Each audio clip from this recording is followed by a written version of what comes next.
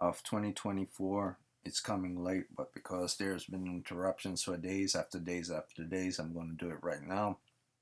I'm jumping right into this. And my name is Mahid. I do manga, I do anime, and I do games. And this is mostly for the people on my clan who want a little bit of something something as an incentive, and also for those who are really into mangas, anime, and stuff. So I went through 20 different mangas, found that probably out of the 26 of them were good, and then out of the six, five of them was good. And these are the ones I found after going through about eight chapters, 7 or 8 chapters with regards to each of them, which is probably like the 35%, 30 to 40% halfway point of every mangas that have a volume. Because mangas are basically several different comic books folded into one. It's like reading graphic novel. So after getting past the 7 and 8 chapter, then I was able to give a good assessment with regards to whether the manga was good or not. So the ones that I found to be very interesting, and after going through tons of really terrible mangas, and ones that I wouldn't even read, even if you were to pay me to read, because many of them online are full of sexualized stuff and themes, and they're made for those perverts and stuff, because there's a market for those type of people and those type of losers. And it's a form, manga, and just like comics, is a form of the art expression. And as long as you could make something like pornographic films, and you can make regular films, they fit into the same genre of the word films. So as long as there's a form for doing a thing, all different types can do that thing. And that's the sad part about it, is that that type of stuff is mixed up with the type of stuff that you try to actually find that's good. So you have to sift through all that bullshit just to get to the ones that you want to get to. So after doing that, I found at least five of them were good. One of them is called Futsuno Kenobu, or Kai Kano Kai Oden Kai Onbu. I think I'm saying it all wrong. In the English translation is Girl Meets Rock. The next one is Ghost Fixers, and the next one after that is Dear Anemone, and the next one after that is Isekai Metara, and the next one after that is Eternal Regressing Knight. So the Futsu is like FutsunoKeiOnbu. That's the first one. Dear Anemone is Dear like in Dear, Dear, and Anemone is like Anemone. Mone, yeah. And the next one is Isekai, Isekai, and Metara, like metal, Metara. And of course, Eternal Regressing Knight is kind of an obvious name. That's the English translation for that one. And that one is Korean. The others are just straight up mangas. Unfortunately, there's no manhwa because all the manhwas are either pervy ones or the stories are hot garbage. Yeah, so I slightly was able to find at least one Korean one that wasn't hot garbage. Um, because I don't know what it is with the Koreans and Chinese, that they're really getting into romance to the point that is sickening. Just like Japanese really got into the whole Elseworld story to the point that where so many of them became sickening. But at least I was able to find five and work through them. So this one is the one I have as my number one. Might not be your number one, but based on the characters, based on the story, based on how things play out, this is the Futsuno Kaionbu, and this is Girl Meets Rock. So the first scene you see here is one of the first scenes within the manga. Scene in Osaka. The next scene you see here is a girl looking at a music store. And this main girl, her name is Chihiro Hatono, and she's 15 and she's entering high school, first time in high school. She listened to music when she was young. Eventually, she got to high school, and first year in high school, she decided to invest in being a guitar player.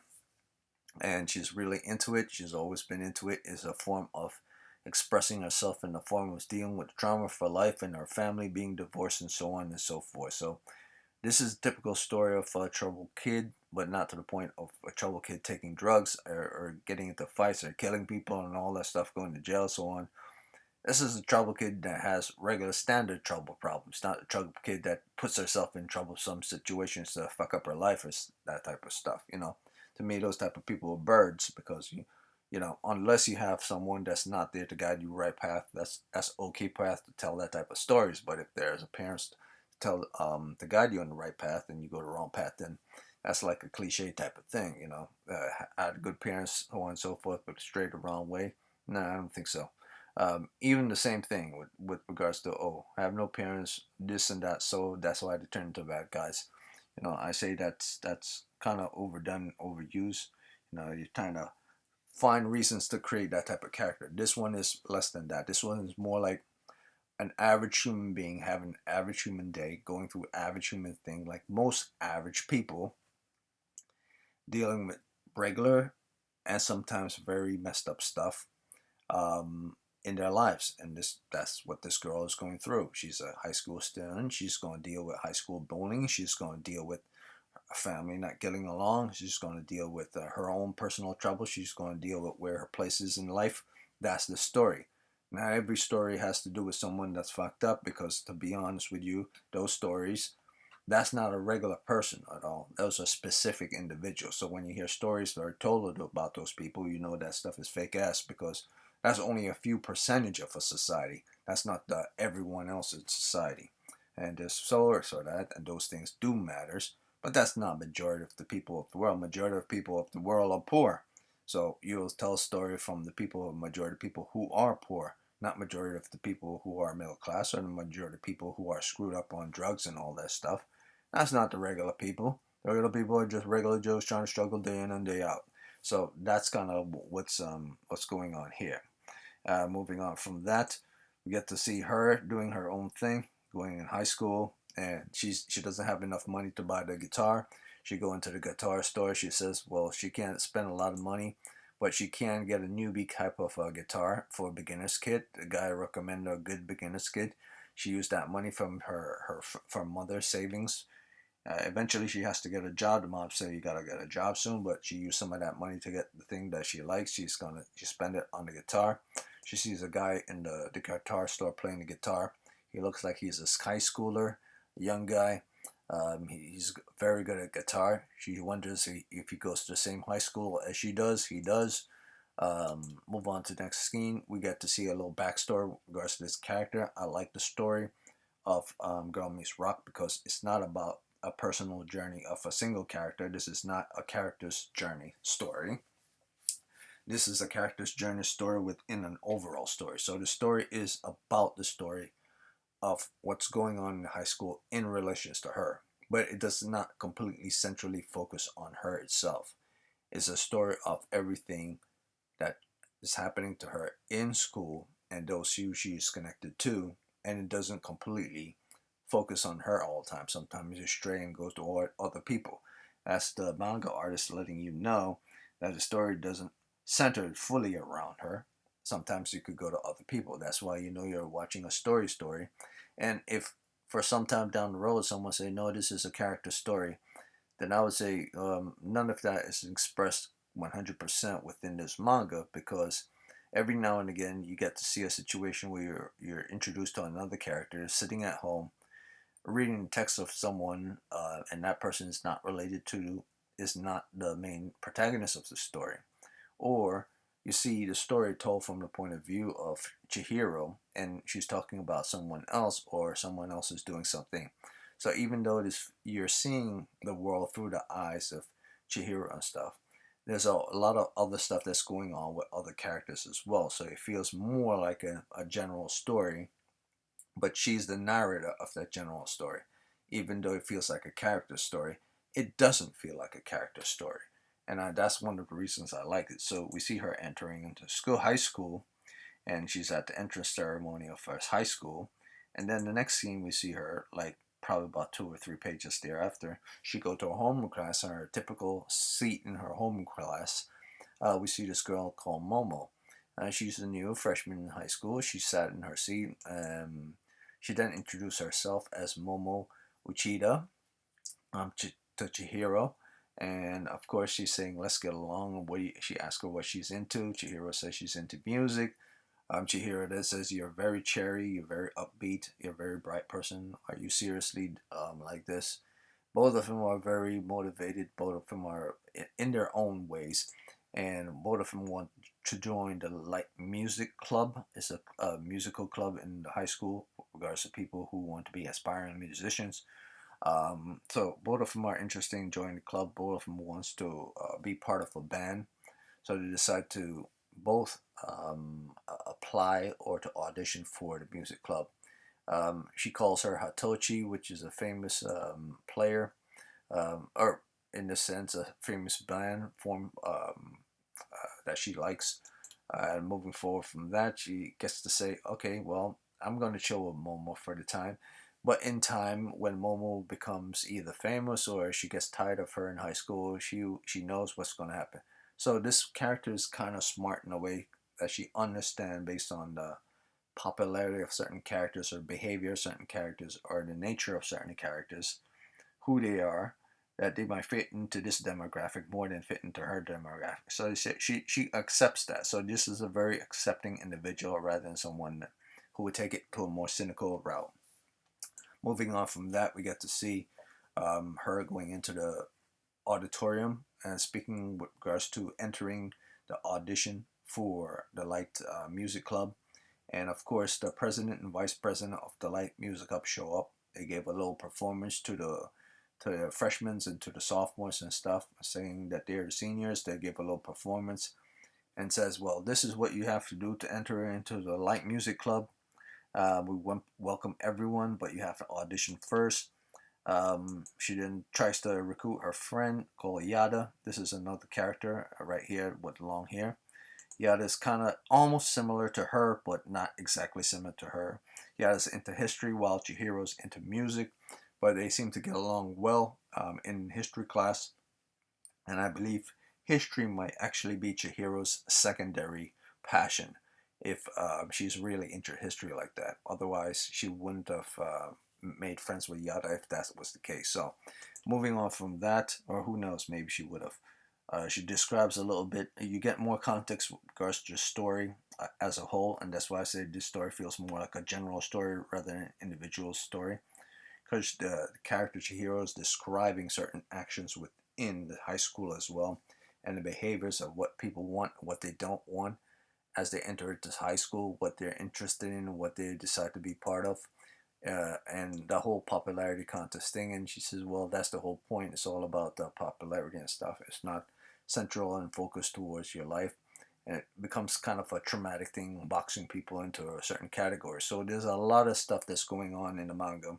But at the same time, even though all that is being said, Chihiro is basically saying, I'm focused on this. This is what I like. This is what I want to get into. So the story does feel like it's centered around Chihiro, but at the same time, it feels like a lot of stuff is going on. So there's a general story that's happening in the background, and then there's a character story that's happening in the foreground. But at no point does the general story in the background feel like it's pointless.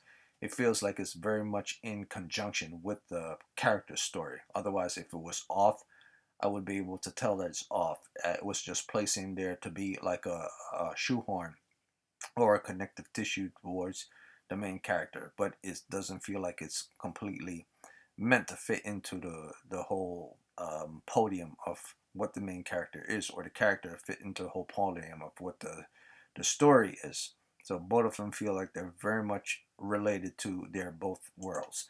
And then you get to see two characters as well. See the same guy that was inside of the music store. Get to see another character. Her name is Ayame. She's kind of the introvert type, but she's really badass with a guitar. And the expression on her face represents how she feels with regards to either high school or how it feels with regards to trying to join the music club.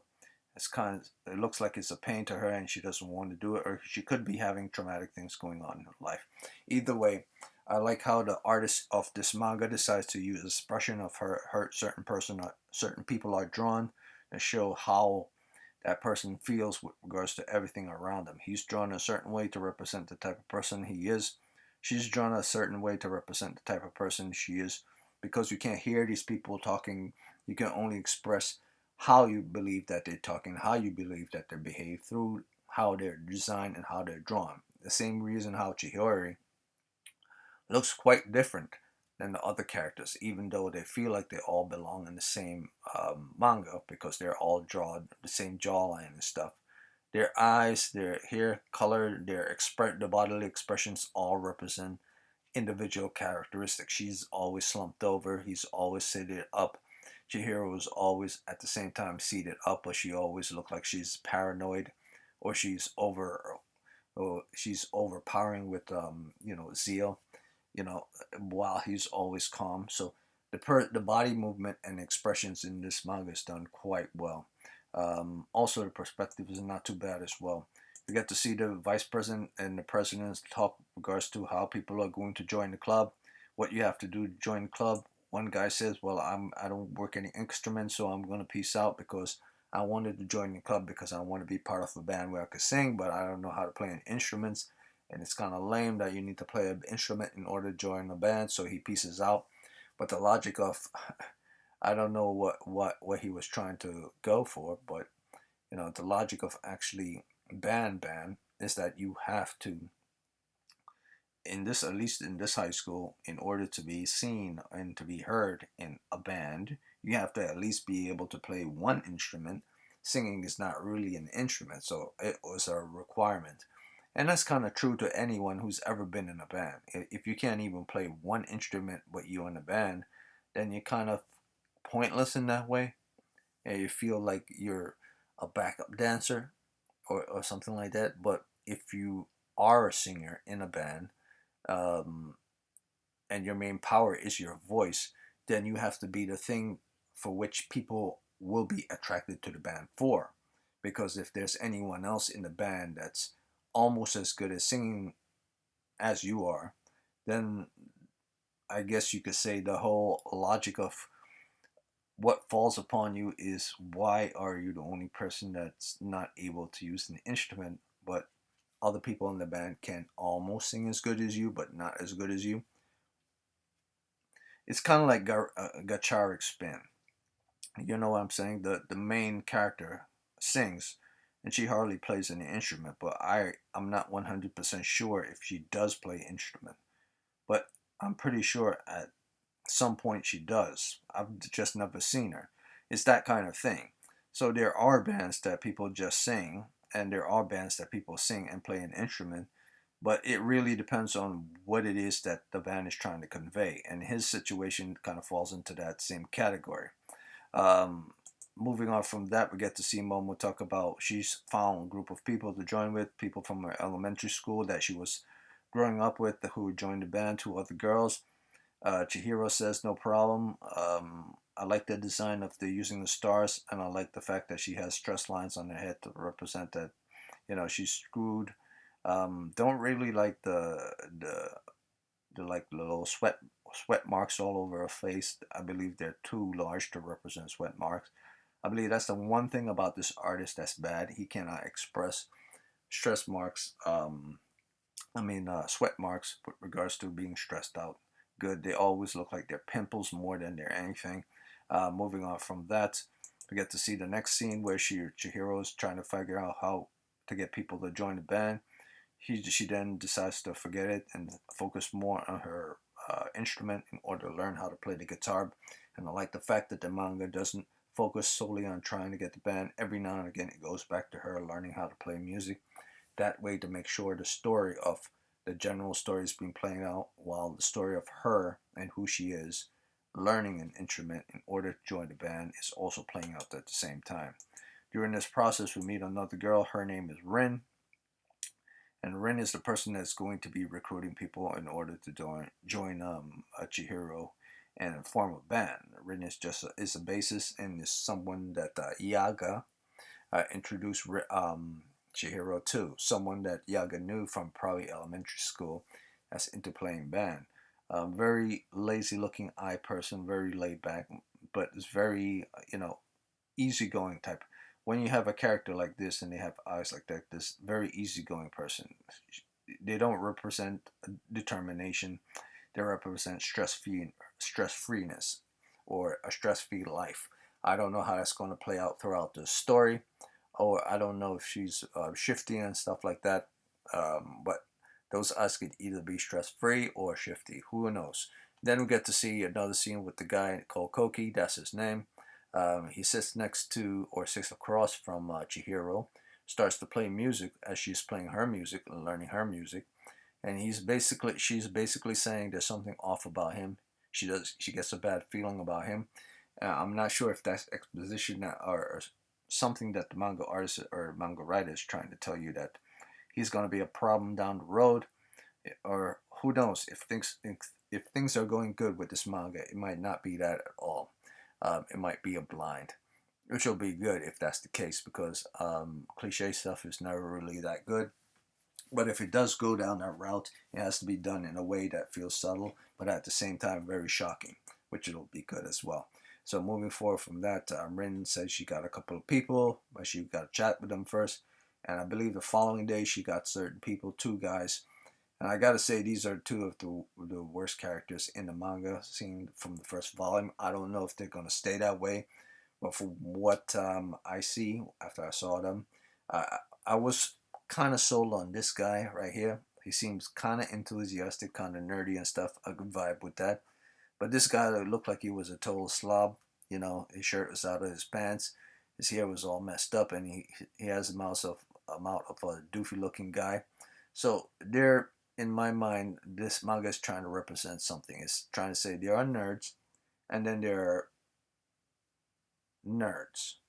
Like nerds as in motivated good, and good thing nerds, and nerds as in motivated but bad thing nerds. I don't think that there's such a thing as a bad nerd, but then again, there are such a things as dweebos, and even nerds call dweebos, and I think these two motherfuckers here are dweebos. I hate to say it that way, but throughout the several chapters, they started to piss me off because they it turns out that they're not really as into the thing as you think they are. That's the problem. And wait a minute, what's going on here? Yeah, okay. I was wondering why that was showing from the side. And okay, so moving on from that, we get to go to the next scene. They both are people who are really, really into something that's not related to music. That's the feeling I get with regards to those two. They know how to play music. They like music. They are really into music in certain ways, but at the same time, they feel like they want to be part of a groupie stuff, or they want to be part of something that's interesting and popular, but they don't really give a shit about the music at all. They know how to play music. They care about music, but it seems like they don't give a damn about music. And from what I could tell, it seems like Rin might be interested in light haired guy right over here, for the reasons why she wanted him to join the group. But at the same time, he's associated with this guy, which is kind of pissing Rin off. Um, Chihiro, on the other hand, think that they're both lamos, which she's right. They're not in the band for the right reasons, and I could tell that before the story gave information with regards to who they are. However, they seem to play normally, but normally is not good enough to win the audition with regards to joining the light music club. So Chihiro knows that they need to create a name for their band. So Chihiro comes up with La Cittadella. That's the name, because the other two were going to give the name of the band a really, really terrible name. So she came up with the name before they were able to do so. So she saw Sweating Bullets and said, these two lamos are going to turn this band into some type of, little nonsense. I'm trying to take it seriously here, and I'm trying to get into the like music club, and they are not motivated to the level that I'm motivated to. So moving on from that, she tells Rin to look for more people. Rin says, "Okay, no problem. Well, let's go do some karaoke." And I guess Chihiro might have joined her. I believe the following day that happened. She met up with Momo. Momo already formed a band with her for her group of girls. They're doing well and performing well, and she's very motivated. They're both very motivated, but Momo's is more radiant in her motivation. I like this form of artwork because it represents um, uh, that type of style of comedy that I've been used to since the Gintama days. It's very interesting, it's very appealing, it's very needed for the type of behavior of this comedy that's represented in this manga. We see more performance of these characters. They seem quite normal. They seem quite normal when they're playing as a group, but at the same time, out of all of them, him, her, and him, they're all enjoying themselves. But the only person who seems to be stressing out here is Chihiro because she's determined to play her guitar correctly. I don't know if they're all determined as she is, or they're natural at playing, but she seems the only one stressed out at the moment because she's hardly good at playing guitar from the very beginning. Now, I'm not sure if the manga emphasized the fact that they're all good and she's bad, or none of them are good at all, and she's um, just as bad as they are. But as I read through the manga, eventually became clear that none of them are actually good at all. They're just thinking that they're good at what they're doing, but they're actually shit. So moving on from that, we get to see a scene where Chihiro's walking with Takami. I believe that's her name, Takami, and she has the same Tamaki. Tamaki. Uh, I thought she had the same name as the guy Koki, but Koki, his name is Tamaki. I mean Takami, and her name is Tamaki. So it's something totally different. And she's a senior of vice president of the Light Music Club, and she's the one that's going to be judging who joins the Light Music Club or not. She really tells Chihiro to get with the program, but not in a bad way. And think about it from the point of view of looking at life seriously from the musical point of view. And she's basically says from a responsible point because she's kind of getting to the level of graduation of a senior. I'm not sure if she's a senior or she's a junior, but the responsibility of life are becoming more flooded onto her because of that. So she understands things from that point of view, where Chihiro understands things from the point of view of I just joined high school, I'm into this thing right now. So she's trying to convince Chihiro that when you're playing music, you make sure you're dedicated to it because um, if you take things lightly in life, they will go by lightly as well. So you have to be more serious to it, which is very responsible of her and very true in many ways. So we get to see the band perform at the audition, and we get to see the first performance, Sound Sleep. That's the name of the band that Momo is part of. And we get to see the guy judging all the different people. There are 11 in all, with regards to different performance, but the ones that are shown more than everything from the seniors and the vice president judging the performance are Sound Sleep and this group called Protocol, which has Ayami and which has Koki here, who decides to join up with each other and play the guitar. Like I said, I'm not sure exactly what Koki's intentions are in relations to Ayami. Ayami's intentions are with relations to Koki, but I can tell that they're two opposites. One is very motivated, one is very preppy like, and the other one's very introverted. And the only similarities I could find between both of them is that they're probably both badass at playing guitar.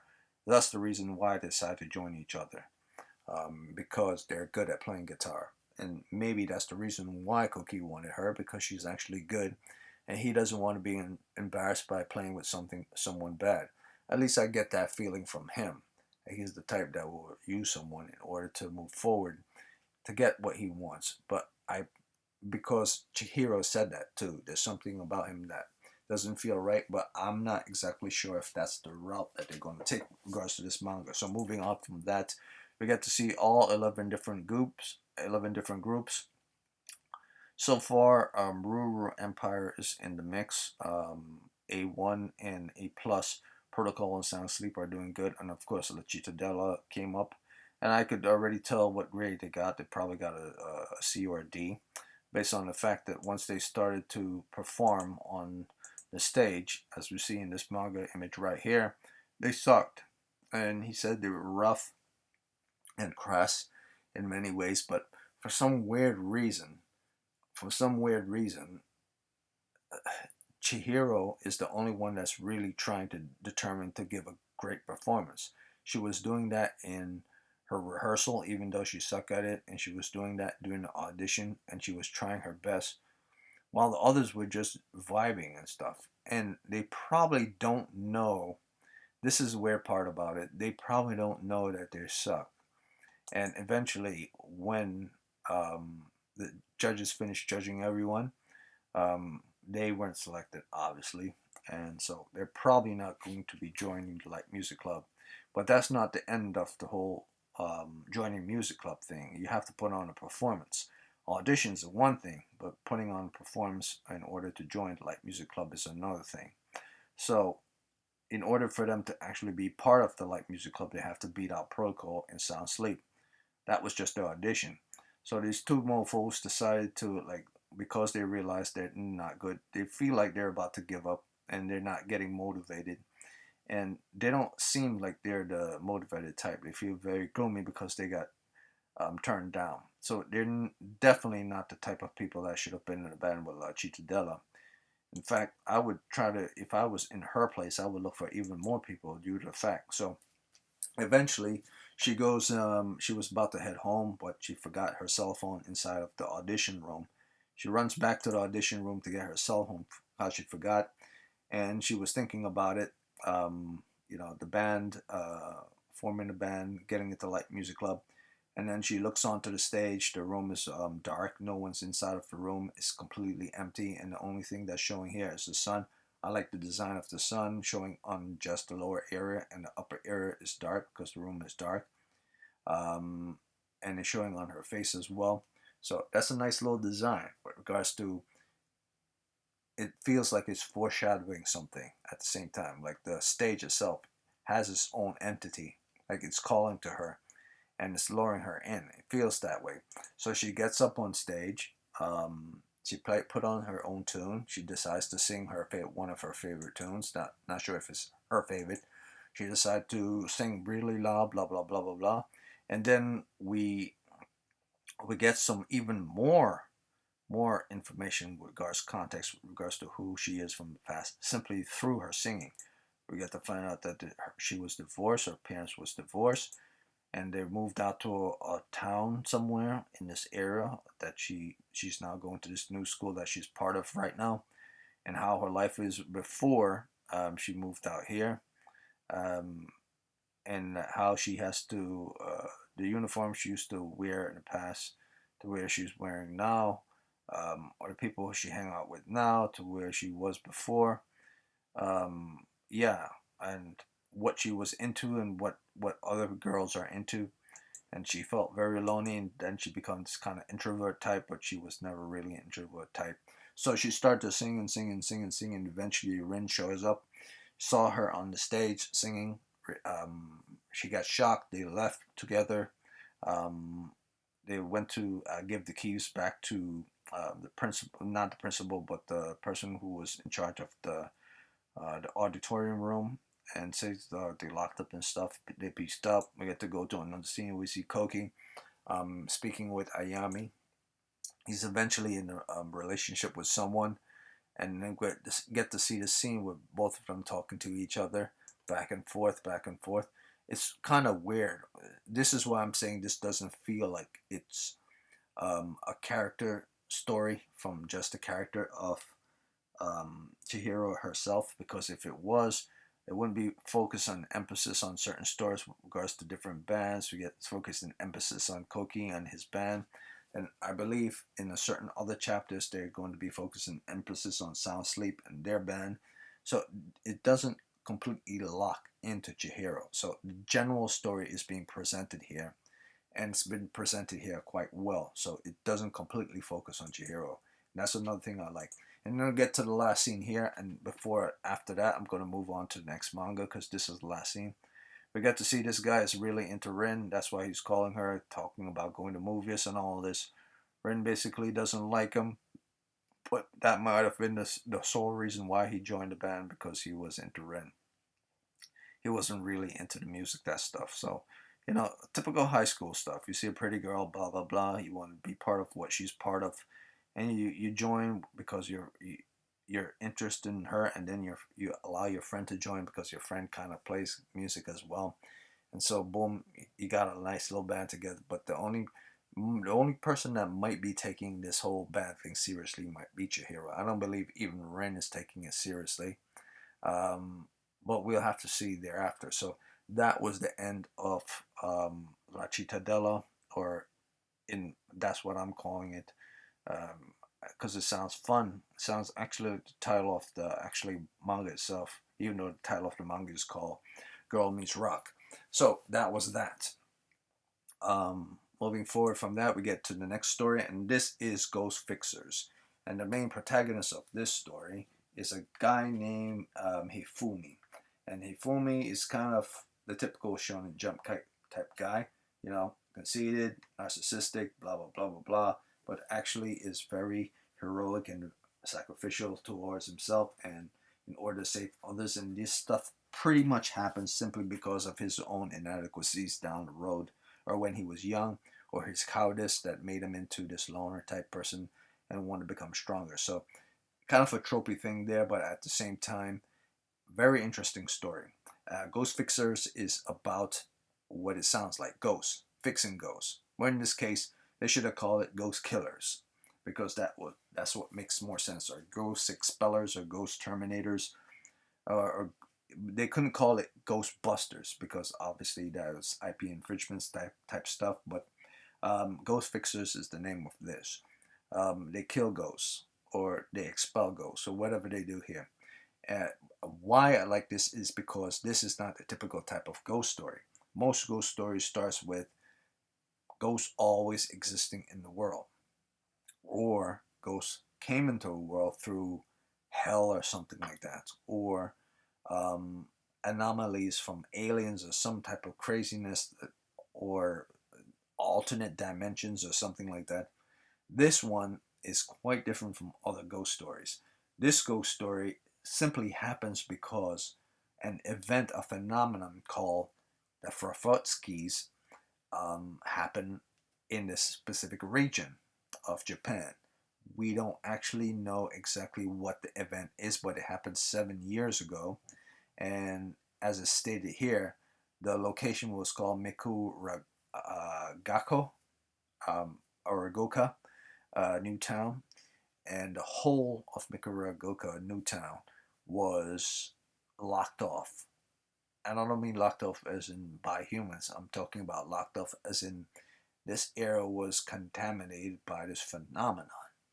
And the contamination of this phenomenon caused the existence of ghosts to either come into being or to cross over into this world. Now, there's no description within this manga that ghosts existed from the very beginning, or ghost was always part of the Japanese culture in this manga. We could only assume that ghost in this world is from what we learn of folklore in our real world, that ghost was a thing that's part of a myth of what we know in our lives from ancient past. And the same is present here within this manga. They're taking the same type of context. However, the difference between that and what's happening now is that this, it doesn't describe that the ghosts came into being because they were born or they crossed over. Nothing is explained. All we know is a phenomenon happened. We don't know what type of phenomenon it is.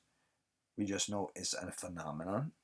It could have been a dimension for all we know. It could have been time travel. Someone time travel and a ripple effect happened. Or some type of huge explosion, or huge experimentation, or huge catalyst conversion, or a volcano or something that breaks one location to the next, or spirituality, maybe a group of people were actually experimenting with life that are high up and life that are high down, or the planes in between life, both life and death. Maybe that's what caused the phenomena. But whatever it is that caused it, something called um, ghost came into being, or came through, along with tons of other things: weapons, food, animals, cars, you name it, and they all start to fall from the sky like rain. And that's the name of the event. Prophet Sky is not just the phenomenon itself, it's what came with the phenomenon. And what came with the phenomenon were things that just started to fall out the sky, rain out the sky. Anything that you could possibly think of to start falling from the sky within this specific region itself, within Muragoka, Newtown. Who knows? They could have been summoned from the past, or they could have been taken from different locations at different part of the world or different parts of Japan, sucked in from there, disappeared, and then popped out in this specific region, and boom, boom, boom, all falling from the sky. Who knows what's going on? Nothing explained, which is good. We just know that this guy named is Ifumi. He was young.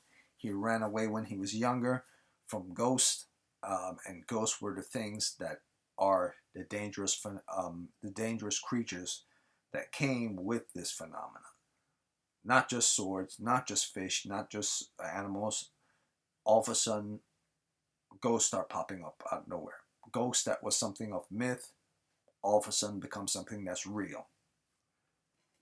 Something that, imagine that, if all of a sudden one day you wake up and then all of a sudden, boom, ghosts are real.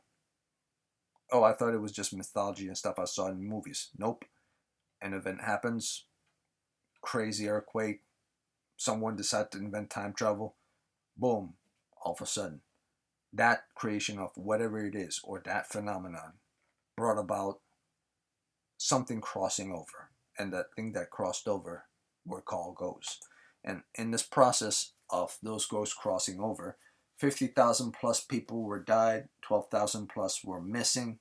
And I think the Japanese government locked off this town, and specialists were called in order to deal with this. Specialists, I would call them, since I'm a Westerner, I would call it them hunters. Easterners typically call them exorcists, or um, uh, I guess you could call them shamans, exorcist shamans, or expellers. I'm just gonna call them hunters, because that's what I'm gonna call them, hunters, because that's what they are. They hunt the thing, they kill the thing. But typically, hunters are typically associated with animals, but and not with the ghost. But I believe the word hunters is just a generalized word to describe someone who does the thing, rather than the specific thing that they're doing to a specific animal or a specific type of person that they're hunting, or a specific type of thing that they're hunting. The word hunt and um, is just that generalized word. So I'm not going to attach it towards an animal. I'm going to attach it towards whatever it is that they're doing. Here, the animal is a supernatural being, and the supernatural being here happens to be a ghost, and that's what I'm calling it. In this manga, they're called specialists, and there are about 1, 2, 3, 4, 5, 6, 7, 8, 9, and I'm assuming someone's right here, based on the design I see right here behind this text, and that should be 10. There are possibly 10 different people, and they're part of an organization called um, a Corrections Bureau. The Corrections Bureau correct exactly what it sounds like. They're a bureau for correcting phenomena that has to do with ghosts, kind of like corrections officer correct criminals. So the criminals in this sense are ghosts, and they're the corrections type of people. But it's very strange how this manga used the words in order to describe what they are. Fixers, corrections. These people are basically exterminators. That's what it is. I'm going to call it for what it is. They're exterminators. They could call it fixers. I call them busters. They could call themselves specialists. I call them hunters. They could call it, correcting mistakes with regards to ghosts, monsters, phantasms, that type of stuff. I call them exterminators because that's what they are. They're exterminators. Moving on from that, we get to see perspective here. The perspective and the designs of this actually artwork is very good. That means the person who did this, also the person who did this manga, is the person that did Summertime Renders manga. So if you're really into Summertime Renders, that's the person that did this, and you could see it within the artwork of the environment, and you could see it within the artwork of the character. So this is our main character Hifumi here, and this is our secondary characters in the story. Her name is Mocha here, and she has a strange last name. Her last name is Kira Razaki, or am I saying that correctly? It's Kira Razaka. Yeah, that's it. Kira Razaka.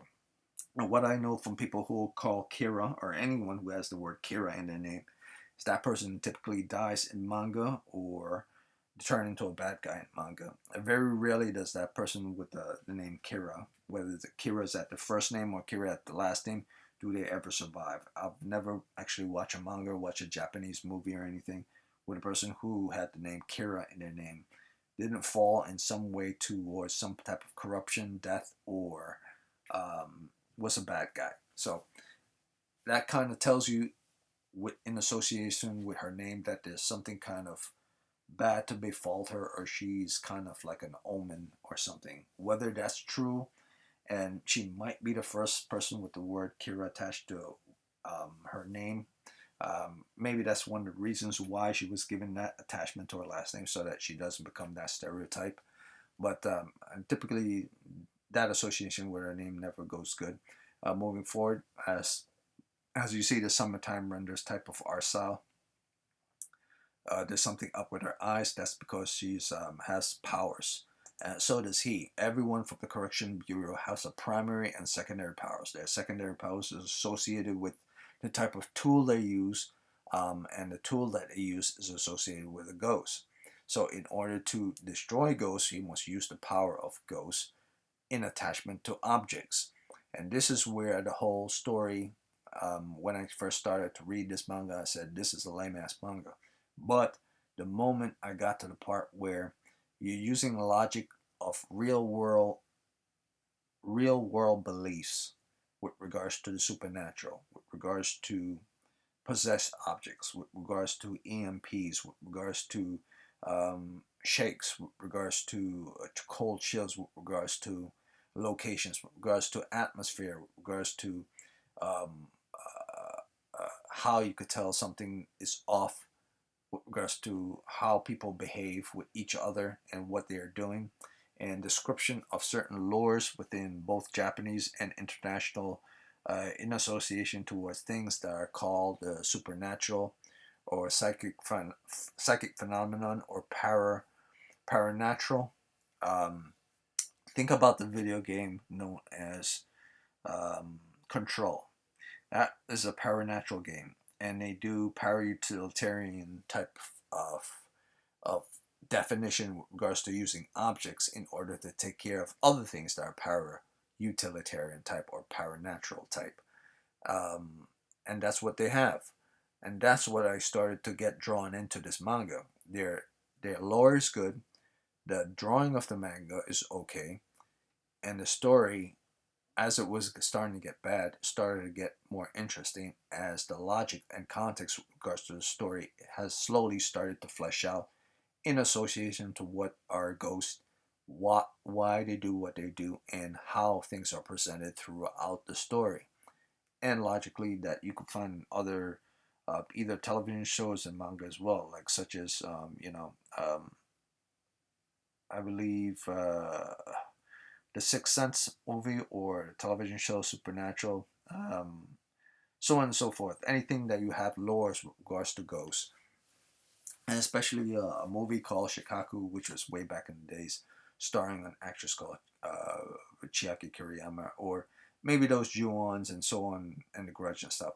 It doesn't really matter, but there's always lores attached to those things, and I get the sense of those things that are present in here. So they're diving deep into the lore of what ghosts are and what ghosts can do, because ghosts in, I believe, the Supernatural television show basically said it. Ghosts are basically lower charged versions of what demons are. Because if you think about it, a demon is not real, but can possess people, just like ghosts. A demon is evil and does evil things, just like ghosts. A demon can cause corruption and distraction and make people do wicked things, just like ghosts. And a demon could appear and disappear on a whim, or be present and not present within the locations, and can make things, both real and fictional, be supercharged or turn upside down in order to not be able to tell the difference between reality and fantasy, because they're demons. Ghosts can do the same thing. So, in that sense, a demon's simply a hierarchy than that of a ghost, a classification of a different category within the species type. Kind of like humans are different from monkeys or different from bears, but we're all mammal types. We can all bleed, we all have to go to John, that type of stuff. We need food to survive, so on and so forth. So, that said, moving on from that, we get more context, and this is what really sold me. We have two little characters here, and he's watching a video with regards to these two little characters here. They give context and exposition with regards to the story and how a toy sword can become a actual failed sword if it's possessed by a ghost. And so we get this nice little Cowboy Bebop thing with two people on a screen talking about, you gotta go get that bounty, and there's bad guys out there, and Spike Spiegel moment that appears here, but this is more to my liking, because this is kind of like a tutorial video or explanation of what's happening in the main story of this manga, while at the same time giving you information with regards to what is happening in the story, that you don't need someone, a character such as Hifumi or her, talking back and forth to each other. The explanation goes straight through the video that he's studying, like he's studying a course in school. And this same video can be represented by, or should I say, can be read and watched by other people who are within this town as well, because it's more like a teaching video to be aware of what is going on. So basically, Correction Bureau has these type of videos, and I'm not sure if it's given to the public or just given to people who are part of the Correction Bureau, but these two characters are representative to explain both to the audience and things within this world, to explain to the main protagonist of the story how they could deal with certain things and how they could learn certain things. So when he was watching this video with regards to these two characters, he was learning how to use the sword based on what they're saying. So he's very much still a student at the same time. Both of them are.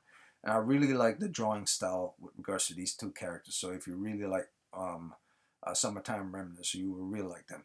And she very, very much reminds me of Asuka from Neo Genesis Evangelion. She's spunky, she's high powered, she's very brute with regards to her words sometimes. But at the same time, she's nothing like Asuka. She doesn't insult him to the point. In fact, he insults her rather than she insults him. So he is more of an Asuka type, but she expressed the behavior of Asuka, while he just expressed the negativity of Asuka. It's like Asuka's negativities in him, but Asuka's expressive and enthusiastic behavior is within her. It's split that way. So moving on from that, they're both stuck within the elevator because a ghost is messing with the elevator. They both start thinking both of them are ghosts. They both start judging each other and thinking, well, I'm human, you're not human. The story then dives deeper into them being in an elevator. They have a long elevator scene. And eventually, she starts to really, really suspect him that he's acting strange. And I believe she might have started to try to kill him if the elevator didn't all of a sudden start to fall. And the moment the elevator fall, and this little girl was the only person that was within the elevator with them during that time period. So three of them are in this elevator. The elevator started to fall. It goes to ground level, and once they hit ground level, the basement, I believe Hifumi is the one that basically says, well, there is no ground level in this building, or the elevator can't go to the ground level. I believe that's what he said. So if they're at the basement of the building, which there shouldn't be any basement in the building, it's due to the fact that there's a ghost. So they're basically in the realm of where this ghost is right now. And they walk outside, and it looks like they're in a parking lot or in the office, empty office floor of this basement.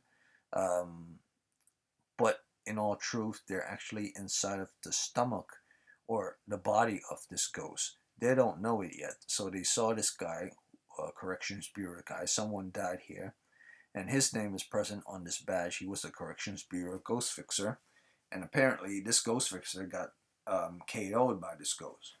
And eventually, we get to see who the ghost is. The ghost is the little girl. Shocker. Um, yeah, that kind of threw me out of the manga for a while. I was thinking, oh boy, here we go. But what made it sold me on keeping watching it is not the different actions that happen. She whip out like a Tommy gun out of her suitcase and stuff. Not that, or the action lines, or the fact that he's about to be melted down by the little girl and stuff. What started sold me on this manga is not just everything I said before, regards to ghosts and regards to information, learning, and even the drawing, and because it was done by Summertime Renders, but because there was some light comedy that actually works in here at the same time as well. So there are several factors that played out. Like this guy, the whole time while she was judging him and thinking he was a ghost because he was behaving erratic and she was trying to kill him. Like Mocha wanted to actually kill him because she behaved he was erratic. It's simply because he had to go and use the John.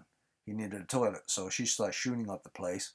And he doesn't give a damn if he gets shot by the guns. He just needs to use the John.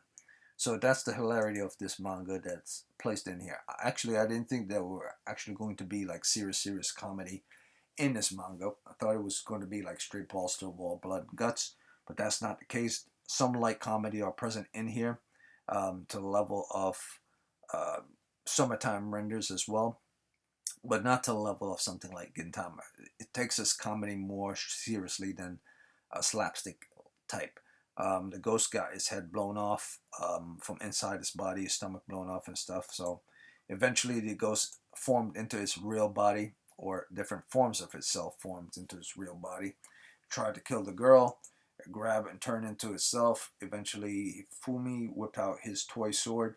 His toy sword is not really a toy sword. Once the toy sword is corrupted by a ghost, it becomes exactly what it is. The strange part about the different ghost weapons that they carry is that if the weapon says it can do a specific thing, it does that specific thing. Like if you have an Uzi, and the Uzi basically says, I can only shoot lasers out the Uzi. Only lasers will be shot out the Uzi, and the bullets that are coming from the Uzi are going to go back into the Uzi and shoot more lasers.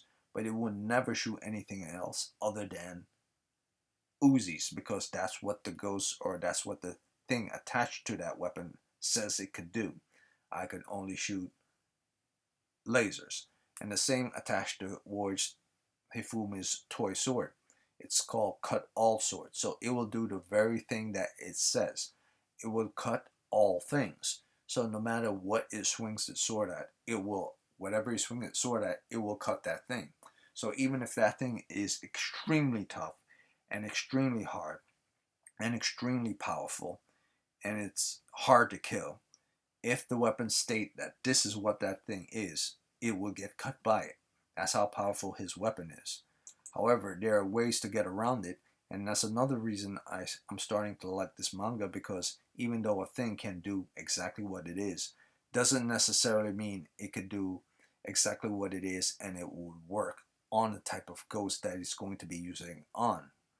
So there's a bit of strategy in this manga from the part of both the ghosts and from the part of both the fixers as well.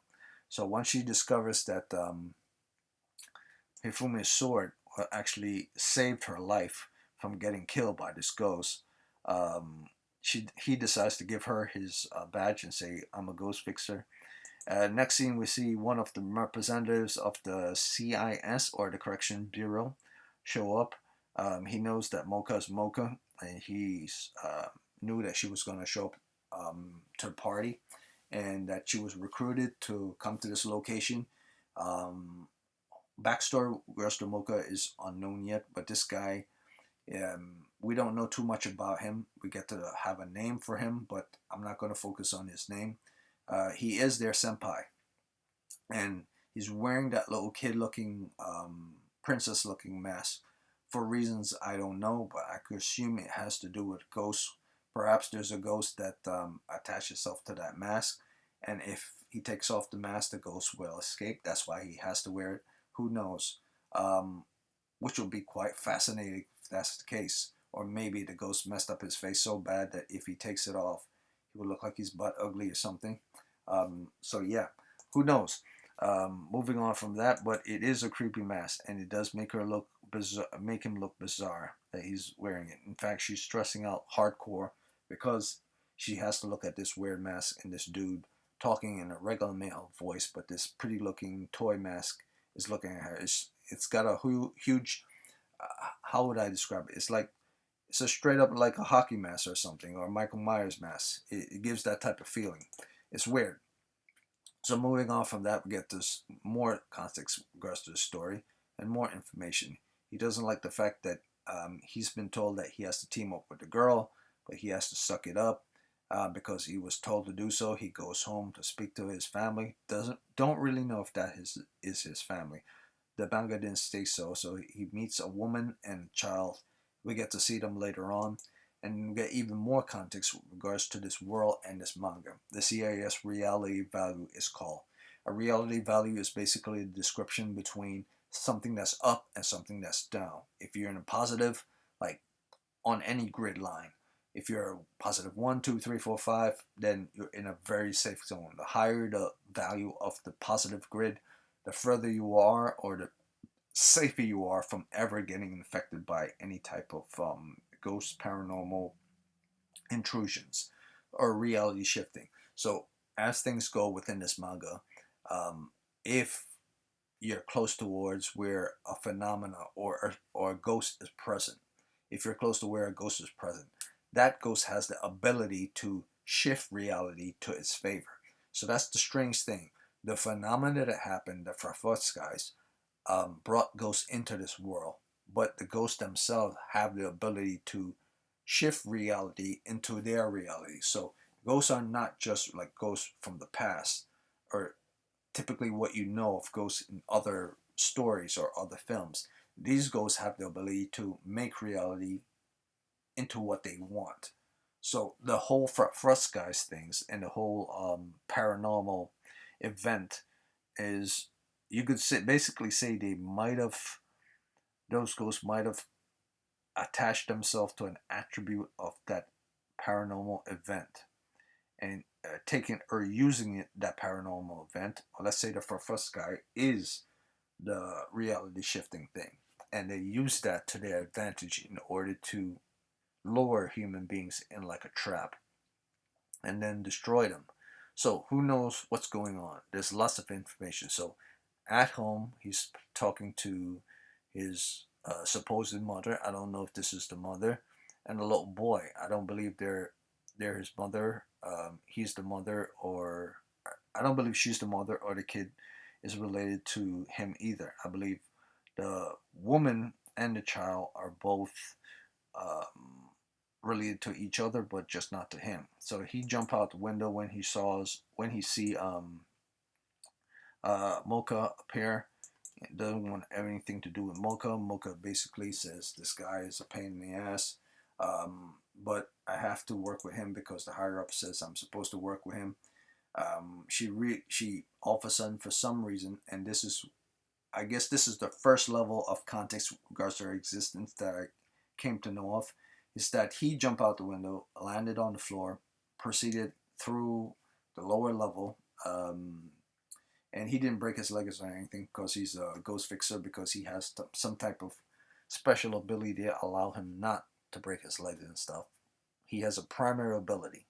Otherwise, if he jumped down, he would have broke his leg. I already know what the primary ability is for the reason why he didn't break his leg from that height.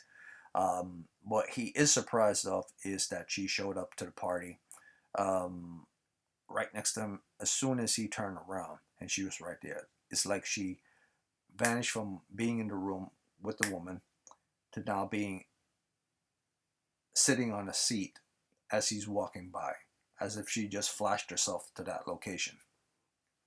So there's something going on with her. So that's, I would say that's the first developed, actually true developed of her character in the story. The first, we have an introduction of her talking about her, who she is, the way she behaved. You get to see it from the point of view of how she's behaving and what she's saying. But in relations to her power and who she is as a person, this feels more fleshed out than those things before, because you now get to know that there's something up with her. It's not just that she has a briefcase that has a ghost related thing attached to it, that she herself is able to have some type of abilities that allow her to move from place to place. I already know she has a primary, but the fact that she could get to that location before him, or as soon as he landed, in that blinking of an eye, in the blink of an eye, proves that there's more to her than meets the eye. So that's, it's not really like a flesh out, but it's more like I get to see what's going on slowly but surely through the story because of it. She tries to be friends with him. He turns away. He walks by her, and she has her hands stuck out like that. They don't show that he walks by her because this is a manga. In anime form, they would have showed him walk around her, and she would still have her hands stick out, looking forward, and then they show her turning. So the one thing why I say they're fleshing her out now is because she's trying kind of hard in order to be associated with him, because she has to work with him. Typically, if she really just wanted to work with him, she would have, but she's trying very hard. It seems like someone is egging her on in order to do this rather than her herself. Don't know right now. Moving on forward, we get to see more context with regards to the Correction Bureau, and more stories of what happened within the ghost town. A lot of people used to live here. Eventually, many of them left due to the population decimating due to the appearance of the disaster and the ghost that came thereafter. Many people moved out, and the only ones that are remaining are those attached to a corrections bureau, individuals such as family members or employees, and so on and so forth. Maybe there are a couple of civilians that are here, but not many are present. But I believe majority of everyone that's still within this town are all related to the corrections bureau in one shape or form. Moving on from that, we get to see him talking to Mocha even more, and they're both bantering back and forth, back and forth. She basically says, "You're like a shonen guy, protagonist, very conceited, full of himself." So she kind of punches his ticket in. Basically say, "I know who you are." Well, not really punch his ticket in. Wrong word usage. Basically say, "I got you. I know who you are. The type of person you are." She, in some ways, is kind of conceited, but he really is a conceited person. Um, we get to see them in the classroom. Mocha show up to the classroom. The homeroom teacher introduce her to the classroom. Get to see two new characters that are present within the story. Three new characters are present within the story. We get to see the homeroom teacher, who introduces himself. Then we get to see two new characters other than the homeroom teacher. One named Gina and the other name is Hoshi, and they're both related to individuals who are part of the the corrections bureau. Moving off from that, there's not a lot of information with regards to who they are and who their parents are and what they actually do, or if they themselves have powers. But at the moment, I believe they have no powers. They're not part of, they're not fixers at all. They're just regular civvies who are the only students in the school, or one of the only students in the school, based on The fact that the majority of every student or every parent attached to a student or used to be part of the school have now left, and only like a handful of students are actually in the school. Whether these people, including Mocha, including Hifumi, and these two are the only students in the school is another story. I don't know that yet, but I assume at the moment they are. So that shows you how bad things are. There are only 4 teenage students in the school, and maybe like 1 or 2 teachers that are grown up. Moving on from that, another bureau, actually no. Now that I think about it, I see 3 people running. No, 4 or 5 people ran out of the building. So those could be students as well in different homerooms. So I'm going to be more positive in this and say there are more students in this building. They're just not as many students for that specific type of class. Let's say it's class F or class A, or first year, second year, third year, fourth year. Maybe there's only like 2 people in the first year, and 7 people within the third year, 4 people within the second year, so on and so forth. Maybe it's that type of thing. That is only like a very, very slim group of people that are actually in school right now. So the alarm goes off, a ghost is present, and this is a water ghost. The water ghost fills up the high school. Everyone is trying to escape. You have, I believe, the police department there, and individuals from correction bureau that pops out. The fixers say they're going to take care of it. We get even more context with regards to Mocha's gun. Apparently, she has infinite bullets. Her ghost gun allows her, or the ghost that possessed the gun, allows her in order to use infinite ammo. And infinite ammo or infinite bullets allow the bullets to, as they shoot off and they hit the ground, they go right back into the gun itself. Now, there's no gunpowder in the, I'm assuming there's no gunpowder in the bullets.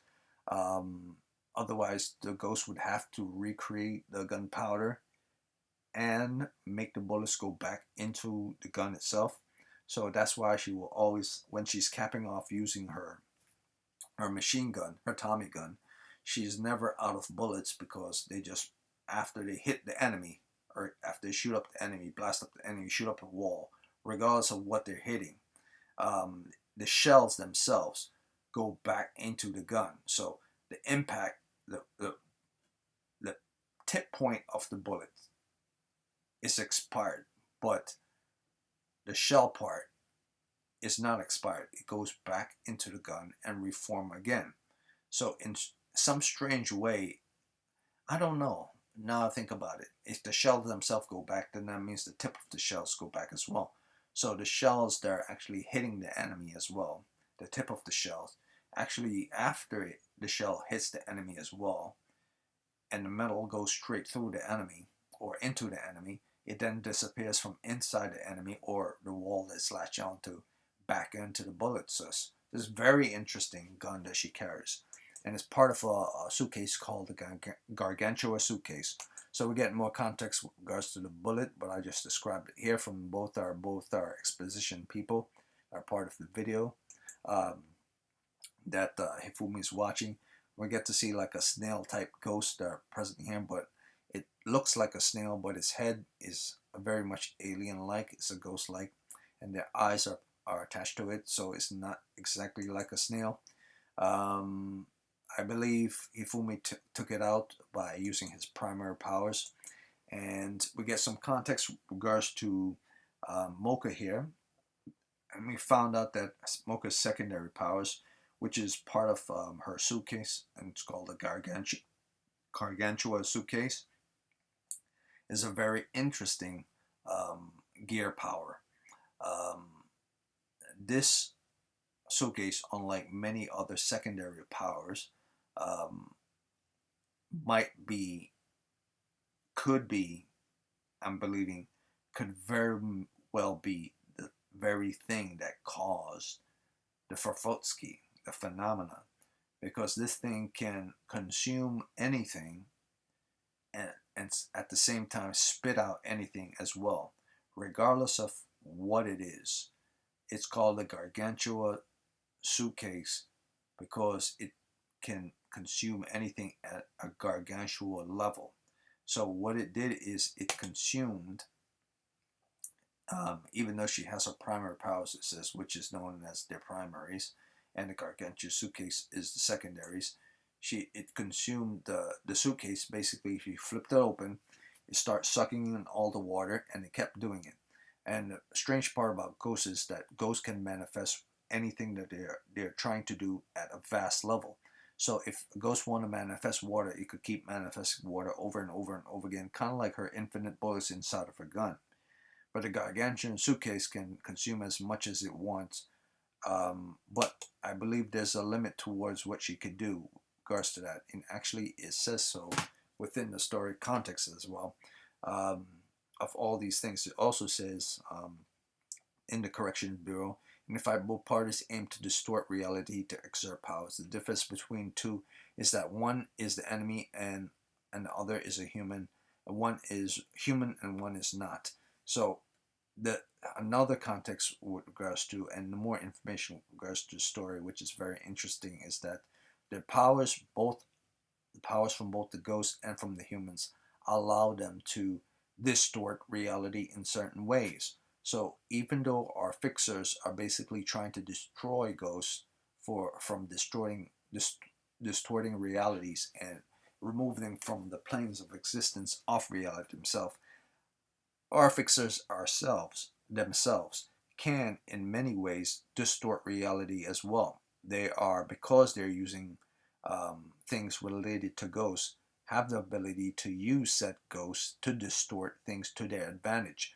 So this is a very interesting story, because very rarely do you ever get any type of ghost stories where your main character can distort reality in relations to the same kind of abilities that enemy might have, or similar type of abilities that enemy might have. So they both feel like they're both on the same front, but it's more like who's the better chess player.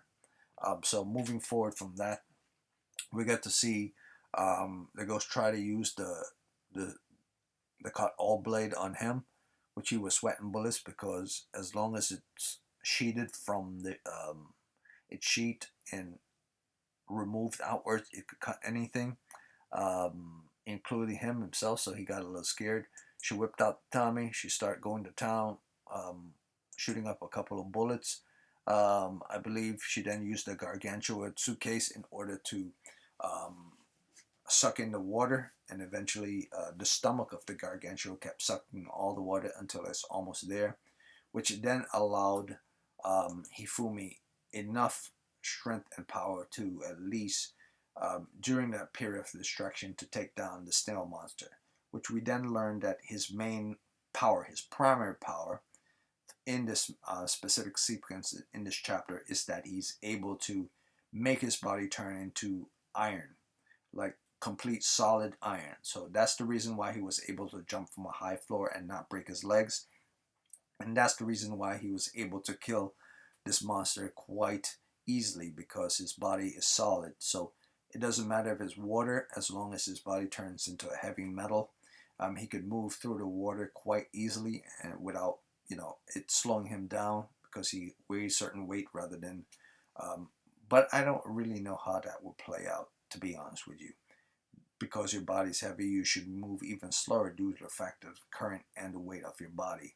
So that logic doesn't seem to make sense with regards to what's going on here. But from the context of ghost powers, it allowed him to level his feet on the ground and allow him to move much faster. So apparently, his metal body is not just to make him hard, but to also make his offensive, because this is hard metal body is both an offensive and a defensive capability, which means he's able to move faster, not just have a strong rock hard metal body, which is quite unique as a special ability, because that means wherever he fights, he not only is able to defend against him, but he's able to move quite quickly in order to get the upper hand on that enemy in time. So eventually, she takes a picture of him after he defeated the enemy, and she says, "Well, you didn't completely suck. You're still kind of a douchebag. I really don't like you. You know, you're passed out on the ground and everything. You don't completely suck, but at least I'm glad to work with you. So she's not really like Asuka, you know. He's more like Asuka, kind of dickish. She's more like a spunky version of Asuka, but without the bitchy behavior. So they're very much interesting characters. So that was Ghost Fixers. It's quite a long description with regards to that, but I'm telling you, I went through like 8 of those different manga sections. So now I'm going into the third one. I'm going to try to see if I can make this one much faster. Probably get to about maybe 20-25 minutes on this one. The third one is called uh, Dear Anemone. And Dear Anemone is the story of human evolution. In this case, uh, it's very strange when people use human evolution because evolution is a very slow and very, very, very slow process that could span thousands to hundreds of thousands of years before one species who used to look like something else looked like something other else. Typically, a thousand or a couple of thousands years don't makes a person look completely different whatsoever at all. If a velociraptor looked like a scaly lizard, and then a couple of thousand years later he looks like a bird, then there might be something off there because that doesn't really fall into the whole evolution category. That falls more into revolution. Something sped up the process to go much faster. um, you know Evolution is a very, very long and very, very boring process that takes hundreds of thousands of years, tens to hundreds of thousands of years. I believe the shortest for something to look for like what it used to look like into something completely new would be probably in the tens of thousands, not in just the thousands themselves. Like our human species, as we know ourselves, um, trace back to millions of years, not billions of years. And it's not in the hundreds of millions of years; it lies more in the tens of thousands um, uh, of millions of years. So it's not to that vast, vast level. Like, it's like 1 billion years or 300 million years or something like that. It's not that far back. It goes to anywhere, like, if you believe 100 million years to 25 million years. If you really go beyond 25, 35, even 45 million years, about the most you could take humanity back is still 100 million years. Um, Moving forward, though, this anime is called Dear Anemone, and it's about human evolution, what I would like to call it human revolution. So the story explains itself by itself. So I don't really need to say anything about this story at all. What I will say is this little screen that I have right here is all over the place. I need to get that correct. So what I will do is I will move this here and move this down here and move this up here. I'll leave that there. So moving on from that, we get to see this story here. And he's showing different species. You saw the man's hand, he shows the octopus hand, he shows the lion, he shows the tiger, he shows um, the vulture or maybe the eagle, bears, so on and so forth, salamander, iguanas, sheep, and then it basically shows things through the first process of um, amino acid and of course planktons and of course well, I'm assuming planktons based on the fact of aminos and moving on from aminos into very arthropods. I mean not arthropods into um, uh, what I forgot the name of the word. Uh, yeah, I was right. Arthropods, arthropods, or ah, I forgot. No, not trilobites. Um, uh, you know what? I'll just move on until it comes to me. Moving on from that.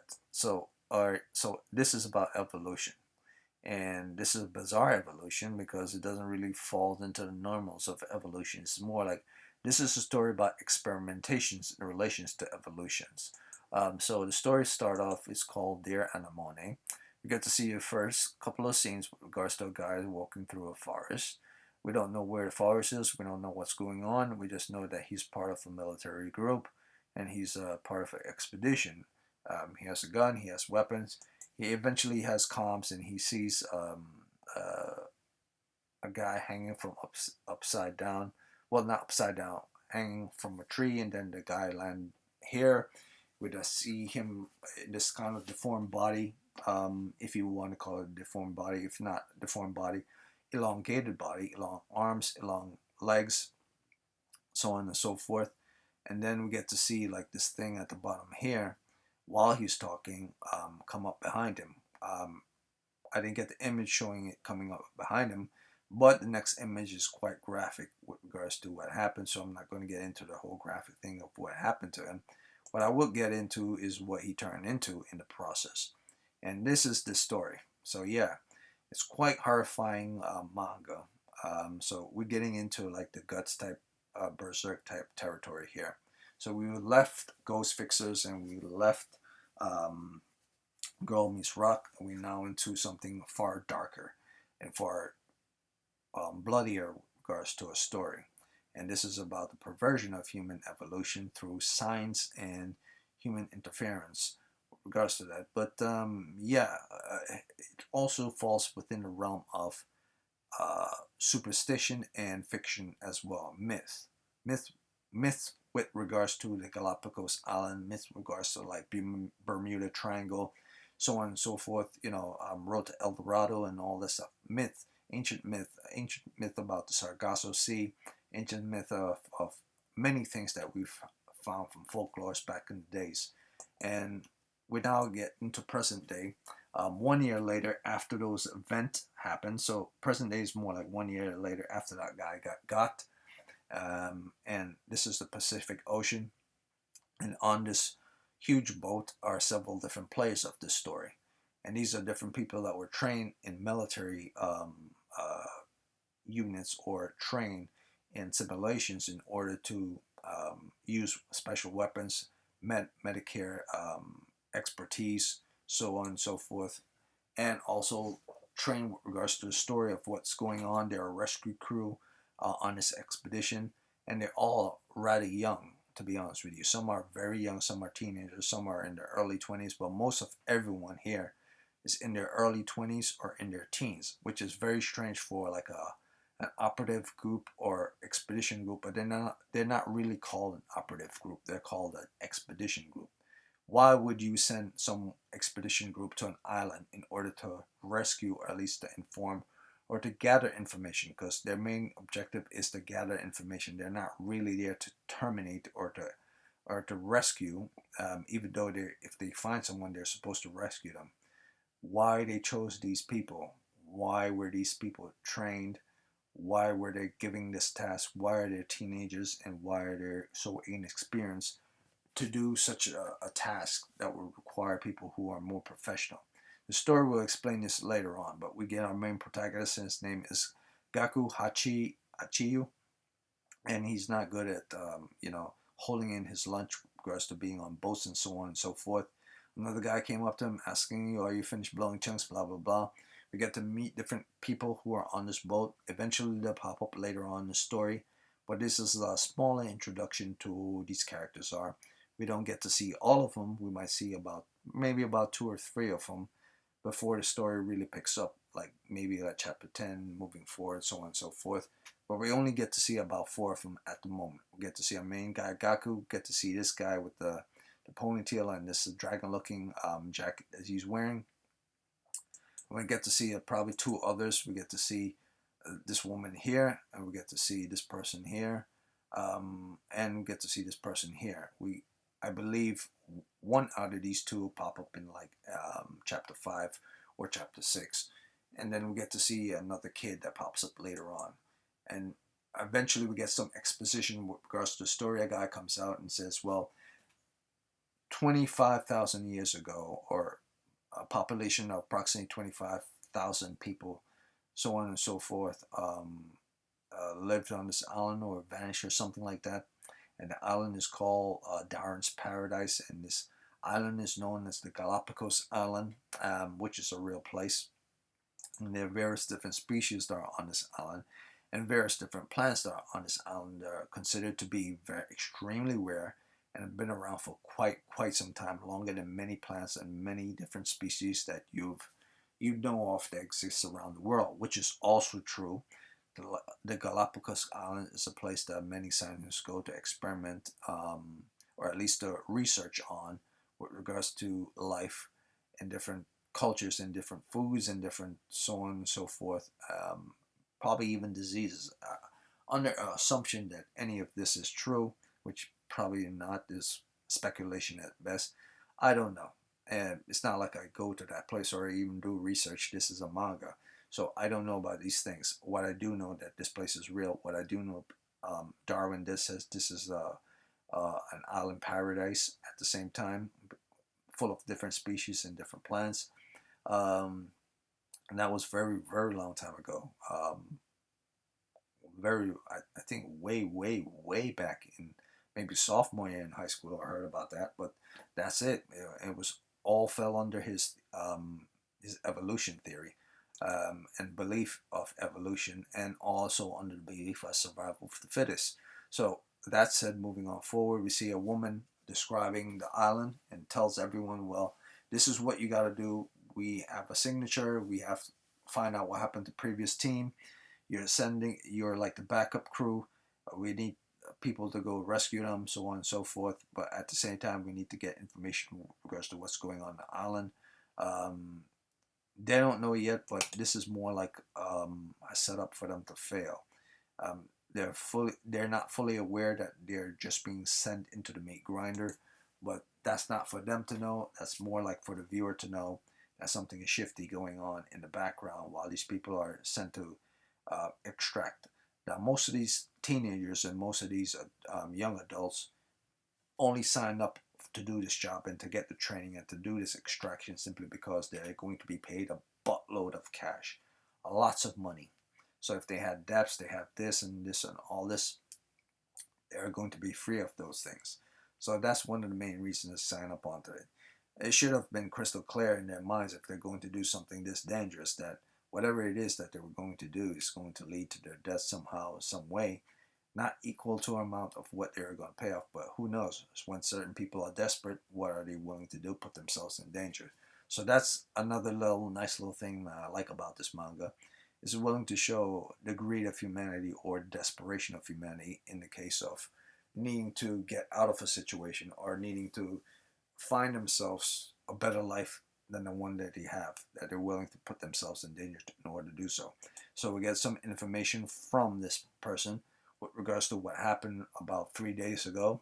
We got footage about the vessel and about explosion and about one day 10 years ago, a spontaneous explosion happened and it changed, that explosion basically changed the terrain of the ground, and as well as the creatures, or should I say the plants, the animals, and everything that was on the island got infected by it. However, she does not explain this in detail to the crew.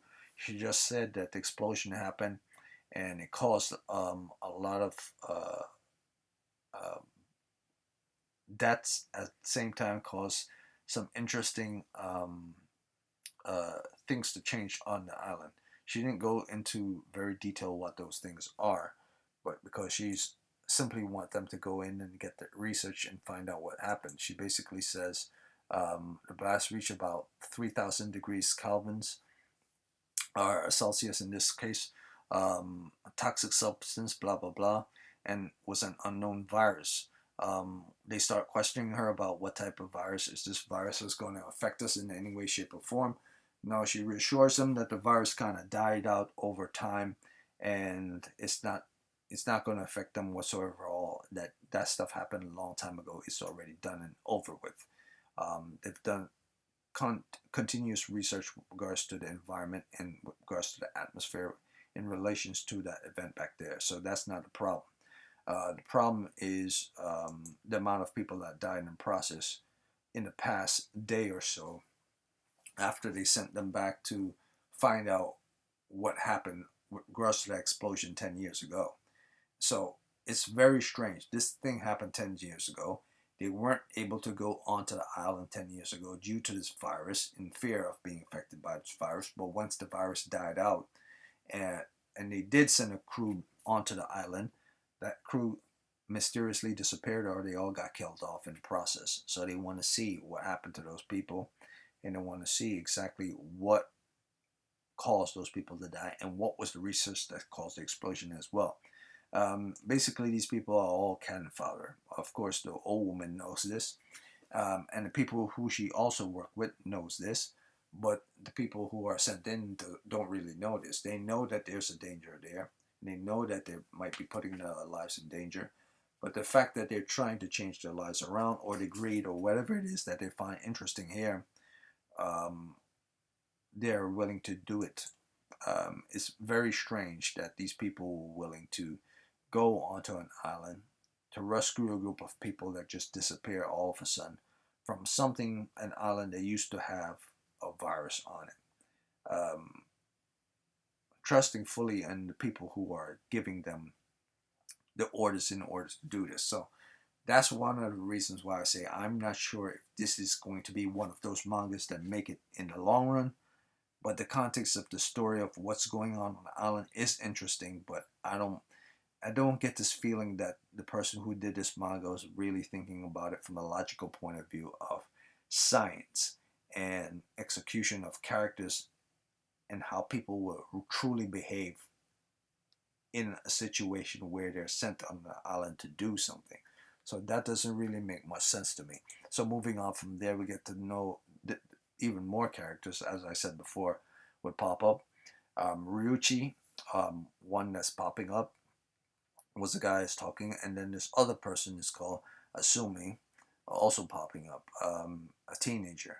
So other than our main character Gaku, we got this person, and eventually this person as well. And several others will pop up down the road as we proceed forward. While on the island, we get to see a guy come out from behind Gaku as he was speaking to this person, um, because they've been searching for, I believe, on the island a good 2 hours. So I skipped in the manga about a couple of pages until I got to some of the juicy stuff, and boy did I get to the juicy stuff, because as soon as this guy popped out from behind him, that's when shit hits the fan, because this was the guy who got corrupted by whatever it was on the island. And everyone on the team believes that he's just a regular Joe because he's wearing the expedition uniform like they do, but his behavior is very erratic. And she's looking at him very suspiciously as if she knows something, which is also was very strange to me, that she's behaving quite normal for someone who sees this guy behaving quite suspiciously. And boy, did he behave suspiciously. So when I said this is not a manga that is for someone who's very lighthearted with regards to blood and guts, it's not going to be pretty sight, and it's not going to be a good looking sight either. It's quite gruesome. So this guy face turns into a giant sized salamander, split apart, so on and so forth. He went balls to the walls nutso. His tongue, his salamander tongue, went straight out of his mouth, latched itself onto the head of the character, like the salamander tongues do, suction cup his head, pulls his head straight off, like that son of a bitch straight off, neck, bones, and the whole thing, the spinal cord came ripped straight out. Basically, he suction cup his head like it was nothing. That's a one powerful ass tongue, I'll tell you that for sure. So his head came straight off, and I would say, wait a minute, this is not as bad as I thought this would be. I mean, it really isn't, if you think about it. Other than a suction cup head, it's not as bad as I'm thinking it would be. I mean, I've seen really messed up manga. It's not that bad. I mean, it's kind of bloody, it's kind of weird looking, but it's not that bad. What sold me on this while I started kept reading about it, the blood was okay. It's not really horror in my opinion. It's more like blood and guts. But what really sold me on this manga is the fact that I've never seen a salamander monster before. I've seen a werewolf monster, I've seen a mummy monster, I've seen a vampire monster, I've seen deformed creatures monsters, I've seen um, cabinet monsters, I've seen ghost monsters, I've seen wendigos and all types of crazy stuff in animes, mangas, you name it. Giant sized chicken monsters. Who knows? I've never seen a salamander monster before. I've never seen a walking salamander monster before, so I was really sold and really hyped for it. So yeah, so that's what got me really hooked on this. But like, I was dying to see a salamander monster. I've never seen one before, and then all of a sudden, a giant size looking peacock pop up, but it's not really a peacock. It's like a peacock, but it has a snake tail, but it has a feathered tail, and it has peacock feathers, but it has a mouth that goes open like it has human teeth and stuff, but it got a peacock beak. It's all freaky looking. So this is like straight up Gantz stuff. So then I really thought about it. It's like, you know what? This feels very much like Gantz more than anything. This is straight up Gantz, but they're not wearing Gantz suit. So that's why I feel like there was something very strange about it. I couldn't put my finger on, and then it hits me. This is straight up Gantz. The blood, violence, all the stuff. So we get some more backstory with regards to this. The strong survives, the weak dies, survival of the fittest type of stuff. And then we get context with regard to Gaku and this guy who went on the expedition. This kid here, apparently Gaku was getting bullied when he was young, getting beat up. This kid came to his rescue, which is very strange. It's typically all the way around, but he came to his rescue. They both get beat up in the process, but Gaku was appreciative of him coming to his rescue, and he's talking about survival of the fittest in expedition, and he's going to be going on this expedition to check out the Galapagos Island because he want a change of his life and change of how he lives his life. So he telling him that you should do the same thing. Moving on from that, we get to go to the next scene. How are you going to change your life? He tells him, so on and so forth. Moving on from that, we get to the next scene. He says he wants to survive, he wants to live, and he needs to adapt to the change of his life that he used to live to the change of life that he's living now. We get to go to the next scene, and we get to see um, his willingness to change is not really rational. He thought his willingness to change is not to behave like himself, not to act like this typical person he's always act like throughout his entire life. Yes, he's been trained. Yes, he's been doing this. Yes, he's stand up for his friends. Yes, he's not the same type of person he was when he was younger. But I don't really think it's very smart to charge to a monster that's can rip your head off that easy. Um, is a wise idea. That's why I kept saying there's something off about this manga. I just don't can't put my fingers on, and it's kind of like the decisions that the main characters they made and sub characters made. It's quite foolish. Feels like it's the manga was designed to be a blood and guts type of thing, just to sacrifice people for sacrificing sake. But every now and again, we get some good context with regards to story and fleshing out of story.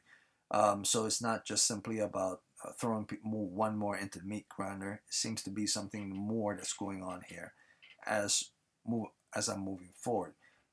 I mean, other than that, the creative design of image and imagery with regards to blood guts and with regards to locations and designs and how things are drawn and how things are used as they're drawn. Like this is a split screen right here showing the blood on the flower and the flower growing up from his blood onto his leg going up forward. And then this next scene shows like a string lines going in and forming the body of this person, and we get to see things from a skyline point of view, pointing downwards. So we get a perspective going downwards, and him going upwards. So we get an upwards perspective. We're seeing things from a worm's eye view, going upwards from vanishing point one, vanishing point two, going out upwards. So that's very interesting. Very rarely do people know how to do that quite well. So I'm appreciative of various different art styles going on here. Moving on forward, we get to see the formation of our protagonist's very own, kind of feels like a stand. She feels very much like a stand. She's attached to him at the hip, attached to his body through his blood, and this character is called Anemone. Of course, that's the name of the manga. It's called Dear Anemone. And Anemone is kind of an earth-based monster. Her body is formed through flowers and through uh, strands or roots from the earth. So it's earth-based. It's kind of like Swamp Thing in many ways. So it came, but it's kind of like a grotesque version of Swamp Thing because it's not formed just through the earth itself. Blood is needed in order for it to form um, around or to do its own thing, and she uses his blood in order to do its own thing. So it's kind of like a perverse version of that as well. So yeah, moving on from that, she's attached herself to him or to his blood in his body, and she says she wants him to be his legs. So from and she wants him to take her to the base. So the same base where the explosion happened, she wants him to take her to the base. So she wants to get back to the original base where the explosion happens 10 years ago. And since she can't walk because she's like a plant, like a flower, she has no feet. He's going to be her feet, and his body is going to be like the vase itself. It's like the vase has legs and it moves. So he's going to be the thing, the vase itself, while she's the plant moving around. It's very strange in that regards, but also at the same time very interesting. Moving on from that, we have more context with regards to what went on, and this lab is called the Charles Darwin Lab. And research happened 10 years ago. Um, and I guess the people who send these guys in were checking out the lab. Um, they don't know exactly what the explosion was. They don't know exactly what the experimentation was. They just know that it was something that was to a proportionary level that became very more than proportionary level, become gigantic. So she knows exactly what that explosion might be, or she has some feeling or association with the explosion. Um, I believe she might have been either born through the explosion, or she might have the explosion itself might have enhanced her. I believe she said it enhanced her to a certain level. So everything that's present on this island that's alive that can transform, whether it's an animal or plant or product, are kind of like byproducts of that explosion. So whatever that virus was, it changed the atmosphere of this island to such a degree that things that could be even considered, you know, non-mammal. You know, we have animals like bears, tigers, you know, raccoons, rats, so on and so forth, birds, um, carnivorous and non-carnivorous animals, as well as plant and non-plants, all are the same in this scenario. This virus kind of like fuse them all together. It's like a fusion of all of them are combined together. The organic and the non-organic are fused together in this experimentation. Perhaps that's what the experimentation was. The fusion of both non and organic, using both their biology in order to create like a super type of species. Whereas plant can use metamorphosis in order to develop their body and consume water in order to feed themselves, and they develop their own arms and own limbs through that process of photosynthesis. What we have here might be use of that product, but at the same time use of the product of survival of the fittest, or survival instincts, that of predator and prey, um, and those things that have both strength and weakness. Like a natural predator has its natural enemy, or natural prey has its natural predator enemy, but at the same time, those things have their natural weaknesses. Like if you hold an alligator's mouth closed at the front, it cannot bite you, no matter how hard it tries to bite you. As long as you're applying good force or strong force in both your arms at the front of its mouth and hold it down, it cannot remove your hand from actually not holding its mouth down. It would have to turn its body, turn its body all the way from you in order to shake you off, so it could open its mouth again. That's its weakness. Moving forward from that, we get to the next scene. We'll get to see even more information in regards to this, and she basically explained that how whatever it is the virus did, whatever it is the explosion did, it's also affecting not just her, but it's also affecting Gaku as well. Because the moment his blood of was melded with regards to her existence in the flower. Um, Her attachment onto his body slowly but surely starts to change his DNA, because she needs, in order for her to move from place to place, a type of soaking system. And apparently his soaking system is that his blood is the soaking system. So he's kind of like the water. His body is full of water.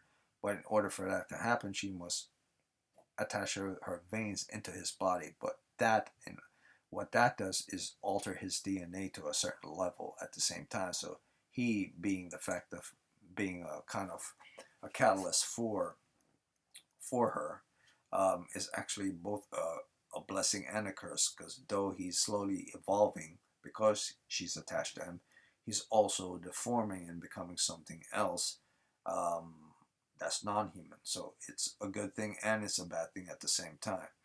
Um, in my opinion, I would consider it to be a bad thing, because if it goes more in the line of that of a plant, it'll be really bad down the road. But if it goes in the line of more of an animal, it's more like how would one change their DNA in order to match that of the animal type, whereas a non-organic thing might be something that's more difficult to change from.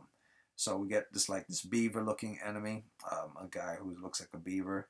Oh yeah, another thing with regards to this manga is that every creature here aren't really creatures like human beings that turn into giant beavers or giant dogs or giant cows or bear human beings and stuff like that, or lion men. Or this isn't the island of Dr. Moreau. These creatures are actually the animals themselves on the island. They're not people that turned into anything. They're actually the animals that are on the island themselves. So when when the virus happens, it altered the DNA of these creatures and made them human-like in form. So we're not talking about humans turning into animals. This isn't Guyver. We're talking about animals becoming more humans. So this is very strange. These are all used to be animals. This used to actually be a freaking badger chilling out in a dam or something, and all of a sudden it gained vast amount of intelligence and started to form a human body at the same time. So moving on from that, we get to see another scene where someone just cut up the badger into shish kebabs, and it turns out it's someone, this girl right here. She said, "Long time no see, Anemone, blah blah blah." We get to get more uh, context with regards to who she is and some exposition, and it's a description of the human body, this human existence, what really defines a human as a human, what makes a human a human. Is it their body? Is it the fact of spirituality? And some very deep stuff that are going on here. My understanding of humanity lies within about three or four things. To be honest with you, if you clearly want to define human being as human beings, that thing lies within three or four things. Body being obviously one of the most obvious. How the body is shaped, human body. Um, their existence with regards to what they are, what they define themselves are from themselves, being the thing, being self-aware. But any animal could basically state that in understanding themselves from a human existence point of view or from an animal existence point of view. And then there's the other forms of other things as well. How labor are done. They're done a certain way, or are they done in a specific way? Sure, a beaver could build a dam. Sure, a bear knows how to do stuff and makes himself nice and comfy in the hole for winter and stuff. But is to what degree that a person can do something, and the ability to choose to and to not do that thing. So it's not just the ability to do the thing in a certain way, but to choose to do or to not do that thing. To willfully, at one point, say, I gotta do this, so I'm gonna die if I don't do this. Or and then all of a sudden say, you know what, I'm just gonna not do it because I simply can. An animal would not do this. Hell, maybe even an alien would not do this. I believe the ability to simply say, I just don't want to, is maybe a specific human thing that no other thing has. That's one of the things that define a human being as a human being. Very very interesting stuff that's going on within this manga. Um, Moving forward from that, we got to see this big eye. We got to see the girl get knocked through the wall, the one with the like the little leaves in her hair. Turns out that she was a creature kind of like Anemone. She was made out of trees or out of flowers type stuff, or a plant-based type enemy, kind of simply like similar to that of Anemone. And it turns out we get some context with regards to her existence. Apparently, 50 years ago or so, before the incident happened, 10 years before the expedition of these guys to find out what happened. So this is 50 years ago, way back, way before the explosion. A guy was doing experimentations on the island, a scientist. And the scientist could be the one that caused this explosion, or at least his research did, or the death of him and his creations did. He wanted to see where the next step in human evolution was going, so he started doing things based on plant-based and organic slash plant-based, and combining them together. And eventually, he got what he wanted. He created a human-based form life, or human life form that wasn't human at all, but functions very much like a human being, but it was completely um, bioorganic, um, manufactured. Yeah, that's what I would call it. It's bioorganic manufactured. Um, so this manufactured type human being, and that's all I could think of calling it. It was manufactured, or it was, um, I don't know. Manufactured is a very specific word. It was, I can't say it was like, it was more like it was homegrown. It was very much like it was made. This person was made, or test tube created, um, experimented, and it was created. It formed into like a human body, but it was plant based. It was made from a plant. It was made from a specific flower, and the flower eventually became this thing. Now, here's the thing that was weird about it. Why was the flower chosen? Was it specific properties within the flower that was that could form into a human being, or the nature of the flower that made sense for it to grow into a human being, or the nature of plant based to grow into, form into that of a human being, or to develop human understanding? So lots of things are going on within this manga, but I'm not going to get deep into that because that's the whole evolutionary thing. So we go into the next section. We see the giant looking creature that looks like a, a cricket man, shows up. He's about to dice them up into little meat sections and stuff, to kill everyone. So we got like the whole Guyver type freakish looking monster happen here. Turns out that the woman that was one of the women from our expedition team, she's not normal either. So turns out she was always a creature from the beginning. So the story gives even more information that though they have certain people who are sent in to do the expedition and they don't have no idea what's going on the island, there are another group of people who were well aware of what was going on the island and were already altered human beings, or were already people, or in this case, were already creatures that were from the island, taken from the island, and were given information and trained in order to understand and extract such information from the island. So if this person can turn into this creature, then this person was never a person to begin with. It was probably an animal that was from this island and pretending to be a human being the whole time. So we go back to a scene after that fight was happening with Anemone and this other chick inside of this place. We will go back to the original scene where the first action scene happened within this manga. And we get to see the body of the first creature, the salamander creature that got killed by Anemone. And we get to see the dude who got his head ripped off at the very beginning. And he's questioning and he's asking a specific question. It's like, why am I butt naked? Well, it's obviously why he's butt naked, because he's not who he is anymore. There's no reason for him to be naked. If his head was going to be propped right back onto his body, climb back onto his body, it would have been back onto his body from his original uniform. His original uniform would have still been there. His head would have just attached to itself. In other words, his entire body formed up all from the beginning, all over again, which means he is no longer a human being anymore. But he's well aware of who he was as a human being. He's well aware of his existence as who he was, who he used to be, and he's asking questions, why am I butt naked? So apparently this experimentation, this virus can not only turn things into plants and creatures into giant sized monsters, but it also can bring people back to life from the dead, but not as who they used to be. Not only can it do that, but it could also replicate exactly what the person was wearing during the process of their death. So if something was attached to his flesh, like this ring on his neck and on his mouth was attached to his skin, that will also be formed up when he comes back onto his body.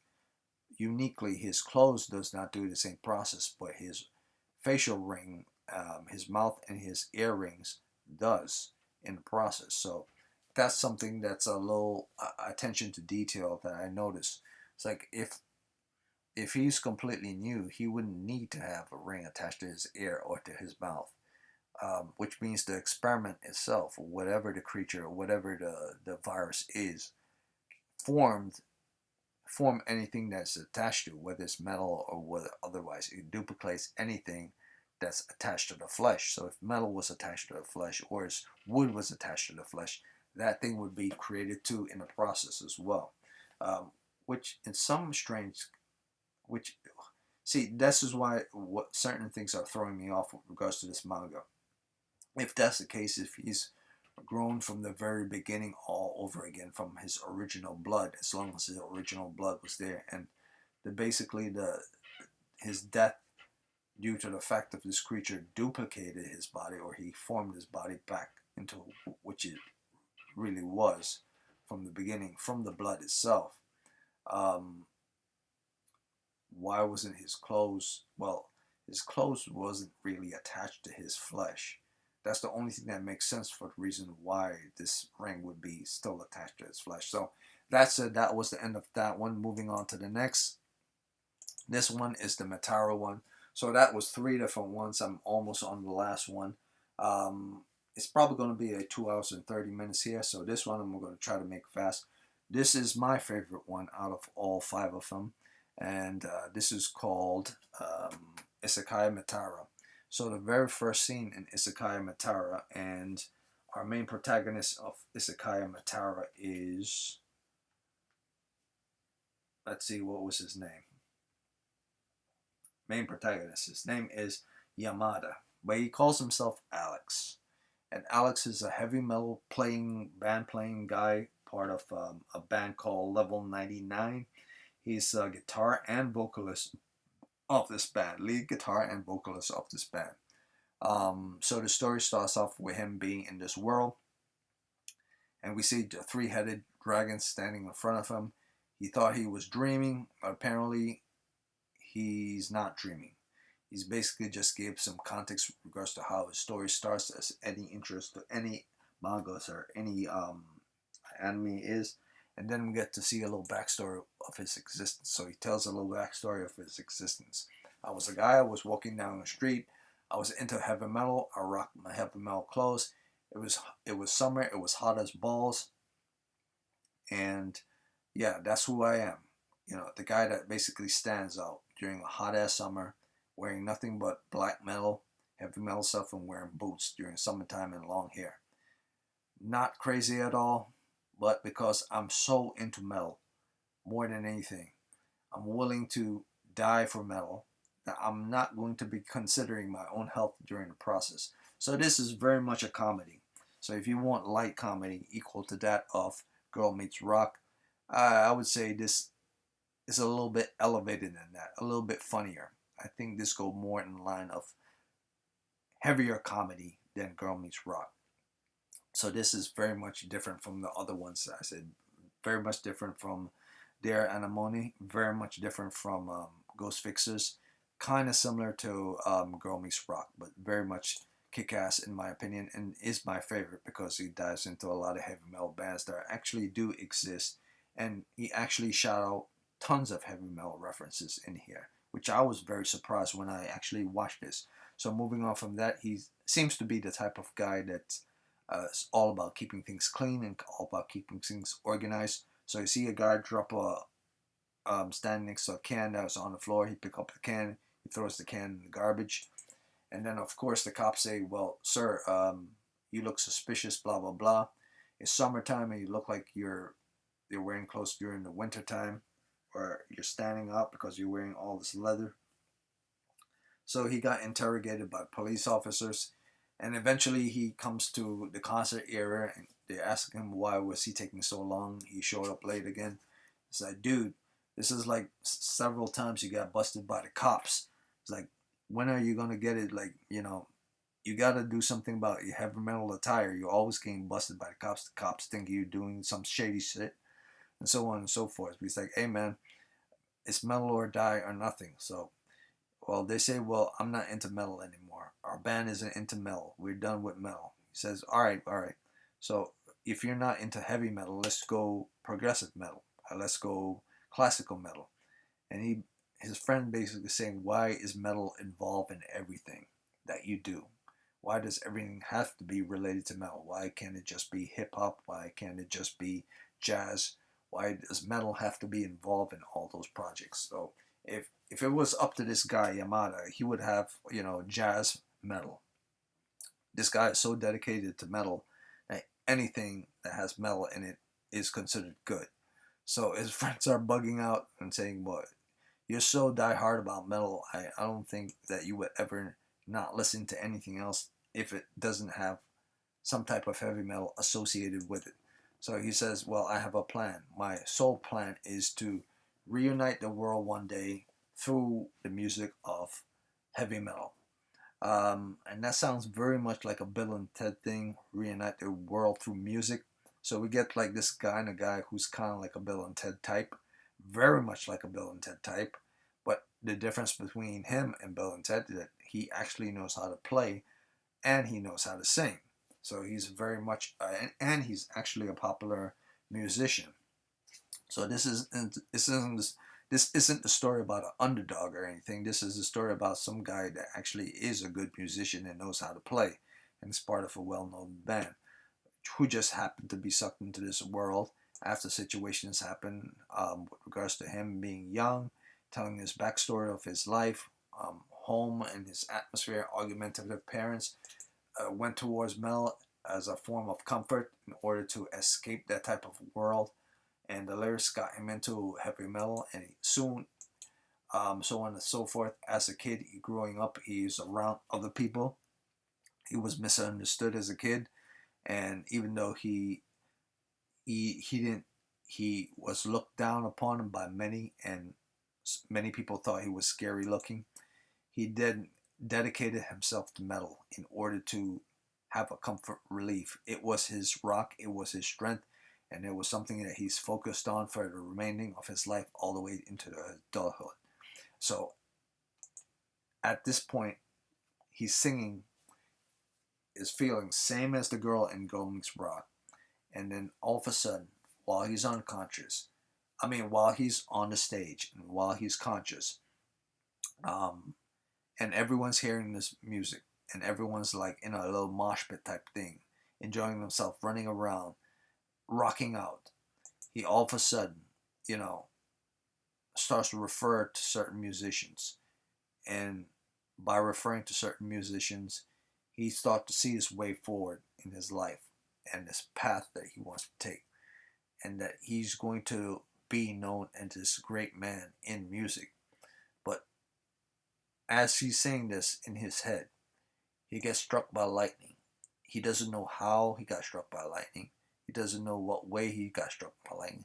I'm thinking that I'm not exactly sure how the context of the struck by lightning happened, but I believe it was more like electrocuted more than struck by lightning. Maybe something happened with the equipment, but he was shocked beyond shock that he became unconscious. So this could all be in his head, and he could be unconscious in the hospital at this very moment. So while he's in this fantasy world where he sees elves and warlocks and all this stuff and three-headed dragons. He very much could be in the hospital at the very moment as I'm speaking, right, with regards to the story, or as the story is playing out, him being teleported to this fantasy world. He could be actually in a hospital completely unconscious at the moment. I don't know. What the story is going, though, the story is going down the direction of him being teleported to this world because of being electrocuted or shocked. And he wakes up and he finds a mage standing over him, a mercenary standing over him, and a couple of other human beings standing over him. He doesn't know how he got there, but he doesn't. He does know that um, I believe the werewolf-looking guy, that's a mercenary, looked like something from a Ozzy Osbourne CD cover. So he goes full metal and keeps saying werewolf and stuff because a werewolf was on an Ozzy cover. So this is why it's one of my best, currently my best for July. It's because this guy is all about metal. He knows about everything about metal, or at least most things are about metal, and most of the metal stuff is referred to are American heavy metal bands. Not very not very much Japanese metal bands, but mostly American metal or European metal bands. So, but it's pretty awesome. And he's that much into metal that he decided to call himself Alex in the process, which is fitting for his character because he's that much dedicated to metal. So every time he does this with his hand, it's like people don't understand what he's doing. They don't understand what he's doing. They know he's from another world. They know he got sucked into their world, but they don't know what any of this means with regards to his fingers. They just see him wearing skulls on his jacket, and he does this, and he looks bizarre to them, but they don't understand any heavy metal reference whatsoever at all. And eventually they told him that they gotta fight this three-headed dragon, and in order to get past a certain area, that the three-headed dragon is blocking off their path, and he starts to feel like, okay, so I'm now going on this quest, and I gotta do this thing on this quest. And I'm now with these people, but if there are legit dragons in this world, it's something beautiful to him because everything in this guy's life that's in this world is somehow related to heavy metal. Like every band cover of every heavy metal band cover, anything related to heavy metal that you could think back for the past 50 years on their cover. Iron Maiden, so on and so forth, Metallica, you know, Megadeth, so on, regardless of who they are, have something related to either Norse mythology or English mythology or Greek mythology or uh, I don't know, Egyptian mythology, but it's mostly centered around either English or Norse mythology um, of medieval times. Maybe starting from, I would say, 6th century, 6, 7, 8, 9, 10. Yeah, from them moving forward from 6th century going all the way to 16th century. That type of stuff. So moving from there, we get to the next scene. We see the mage try to take out the dragon. Was about to be killed by the dragon.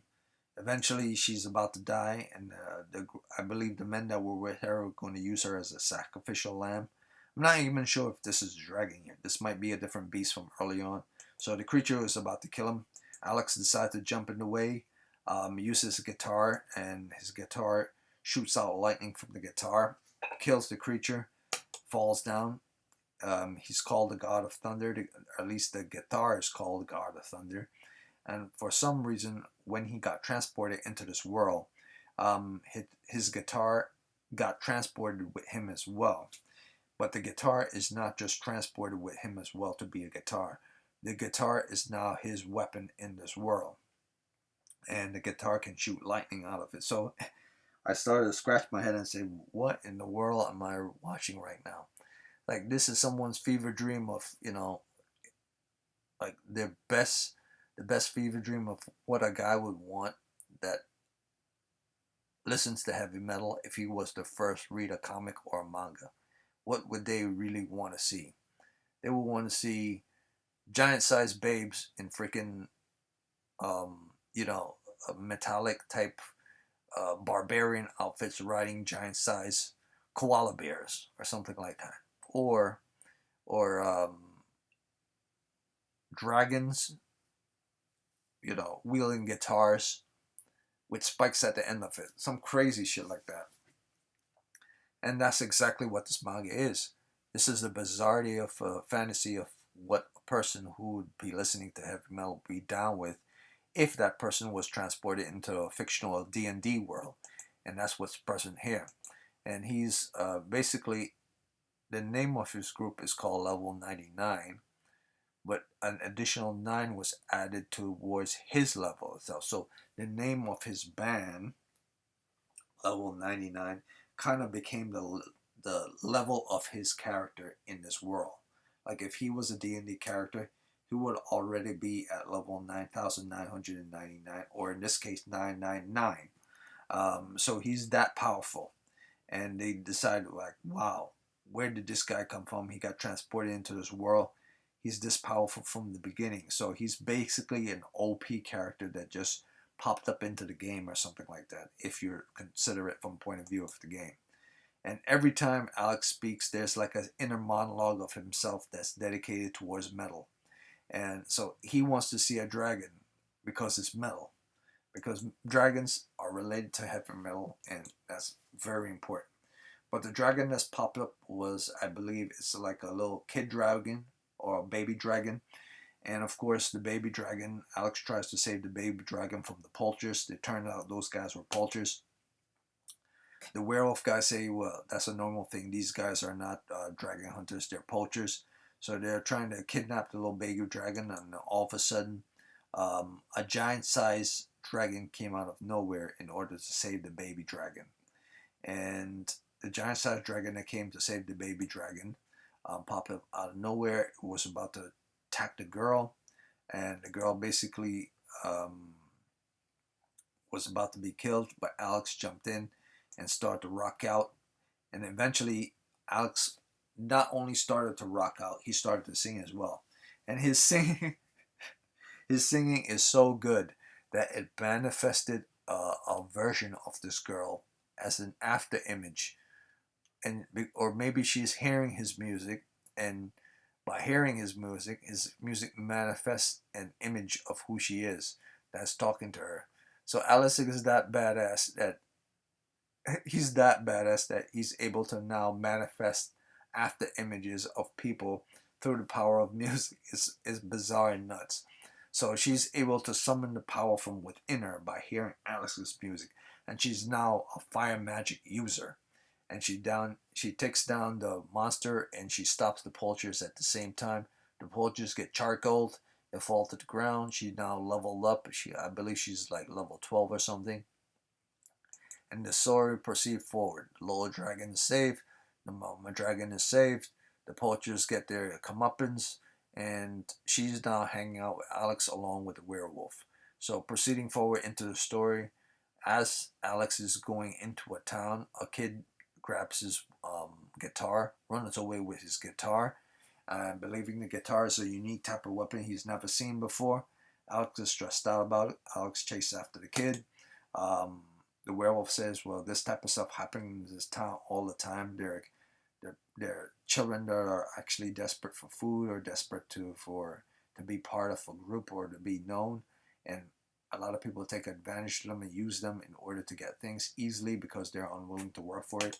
So the kid takes the guitar back to a group of, I believe, barbarians that wear like furry barbarian suit, maybe lion suits or bear suits, but they're basically barbarians.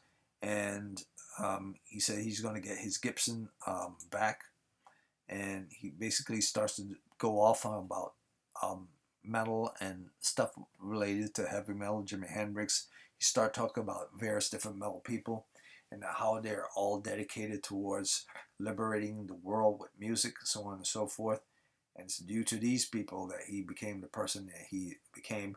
And then the guy that's there as he's talking be like, "What the hell are you talking about? I don't know about any of these people. I don't know what you're talking about." But he tries to attack Alex with this, and Alex uses powers of his guitar to do a shockwave with regards to them. But before he's able to do that, he looks at the barbarian specifically closely. So by looking at the barbarian specifically closely, he sees the barbarian's wearing like this wolf over his head, and he sees the barbarian's clothing, and of course the barbarian basically uh, he know he couldn't beat Alex. So what does he do? He basically summoned his secondary in command or his main in command as backup. And his main in command as backup is wearing like these horns on top of his head, like a ram horns on top of his head, and his outfit. And Alex, being Alex being a heavy metal enthusiast, knows exactly what this is from. And this is from a heavy metal band called Amon Amarth.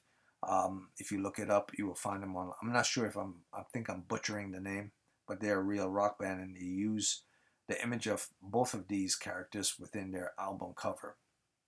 Um, yeah, and that said, there's tons of heavy metal references are here. But this guy is so into metal, it's phenomenal how he's into metal. But what's hilarious about the story is that for I don't know how, but metal seemed to be the solution to solve all the problems in this world. And the best part about it is that everyone don't understand a single damn thing that he's saying or what he's doing and how heavy metal is doing any of this. In fact, they don't know anything of what heavy metal is in the slightest. They just know that electricity comes out of his guitar and the enemy gets taken out. But every time he goes into a heavy metal rant, where he starts getting like extremely excited and start putting up his fingers, making his heavy metal symbols, people start weirding out and they start having sweat balls, and it's like, this guy's really strange. It's like, this guy is strange, but I'm talking about he's strange as hell. So that said, Alex basically say, okay, I got my guitar back. We took out the barbarians. What's next? We say, well, the problem lies not within the thing with the barbarians and with the monsters you see lately is due to a demon. The appearance of demons has been affecting the livestock as well as affecting the economy of everyone within the town and within the city. So yeah, it's the stress of fighting demons that has become a problem, and the Demon King has been a problem with regards to this town, with regards to these people, and with regards to the city. So you got to take out the demon in order to make things well, but no one has ever been able to take out the demon because the demon is that powerful. The Demon King specifically is that powerful. So eventually they go towards an organization, and this organization is more like a registry for those who are hunters or warriors working in order to keep stability within the town, kind of like mercenaries and stuff. So you have to register yourself to be a mercenary or to be a bounty hunter or something like that in order to do protection work or in order to do execution work or in order to do rescue work. Whatever it is, you have to be part of a registry. So Alex goes in and says he's a heavy metal musician. She doesn't know what the hell that is, but she does says, well, there is an iron, there is a mummy or something like that that you would have to, a zombie or something like that you would have to take care of, because zombies are in this world, and so we have various different undead creatures in this world that we have to take care of. Of course, she doesn't say zombie because that's more of the real world type stuff, but she says undead exist in this world, have been plaguing this world since the rise of the Demon King and stuff. So you basically start freaking out and says undead exists in this world. So that's like Eddie is the mascot of an Iron Maiden, and he's like an undead type monster that represents uh, the undead or represent a zombie. So he's the moment he heard that undead are in this world as well, not just werewolf and stuff. It's like he has to see Eddie. At least he, and there is no Eddie in this world. Instead, He just sees things from the point of view of everything in life is related to heavy metal. It makes no damn sense while I'm reading through these chapters in this manga is that nothing he's doing makes sense whatsoever at all, but they're all attached to heavy metal. And they're all related to heavy metal, and he triumphs over all his adversaries through the power of heavy metal. It's very hilarious. And he's always making this symbol with his hands, and no one understands what it means whatsoever at all. He's the only one that understands what any of this means. But there are always heavy metal references and always band references. And those are the things that are motivating him to move forward. Those are the things that give him power, and this power that allow him to succeed throughout the story of Isekai Metara. Yeah, so moving forward, we get to this nice little Indiana Jones section where he presses a button on a wall inside of a temple, and everyone start running for a giant boulder. The werewolf says, "You dumbass, you pressed the thing," and say, "Sorry, bro, I didn't know," and the boulder's about to kill them. And this is the first time Alex takes his actually his guitar and smashes into the boulder, and the boulder explodes. But here's the thing: I don't think even Alex knew that his guitar was actually more of a weapon than it was a guitar, because typically that boulder would have destroyed that guitar. But since he's in this world, the guitar has been transformed into something more than what it is. And he doesn't know that either until he smashed the boulder. But he not only smashed the boulder, he smashed the boulder and smashed straight through the floor itself. And he realized he broke through the floor and he hit the ground. And eventually when they got up, they're in the chamber of a type of Sphinx type creature. And that looks like surrounded by Sphinx type other guards and stuff who captured the mage girl and wanted to fight Alex. Unfortunately, she slams Alex into a wall. As long as Alex has his guitar, I believe that the dude is invincible. Alex should have been dead there, but he's not. But because he's level 999 as well, not just a guitar, Alex gets up. He says, "I'm a heavy metal musician. I'm going to win over this demon king that you keep talking about by playing a badass concert." Um, the werewolf is like, "I'm about to give up on this dude. I have no idea what he's saying. He's always talking these insane stuff about concerts and this weird stuff. I have no idea. He's from this other world, so I should just accept it and go with it. He seems to be very strong, so I'm just going to go with that." And then all of a sudden, out of nowhere, another person pops up. And this other person is quite different from everyone else within the story, because this other person is very much human. It's not, and this person that's very much human is not a human in relations to what this world is. This human is a relation towards the world that Alex is from, the real world. So this person got sucked into this world just as well as Alex. So this is why I'm start saying to myself, well, Alex is not really unconscious in the hospital after getting electrocuted, because if he really was, then he basically thought up another human being to be in his fictional world, Dungeons and Dragons world, where he's the protagonist and he has level 999. So why would he need to bring someone else into that fictional world that's a human as well if he's the main character? And it doesn't seem to make sense to bring another human being into this world unless this human being is the main antagonist of this world that's from the world that he's in. But this is not the main antagonist of the story. So we get to see this guy show off and act all pushy, but it turns out that he's not more powerful than Alex.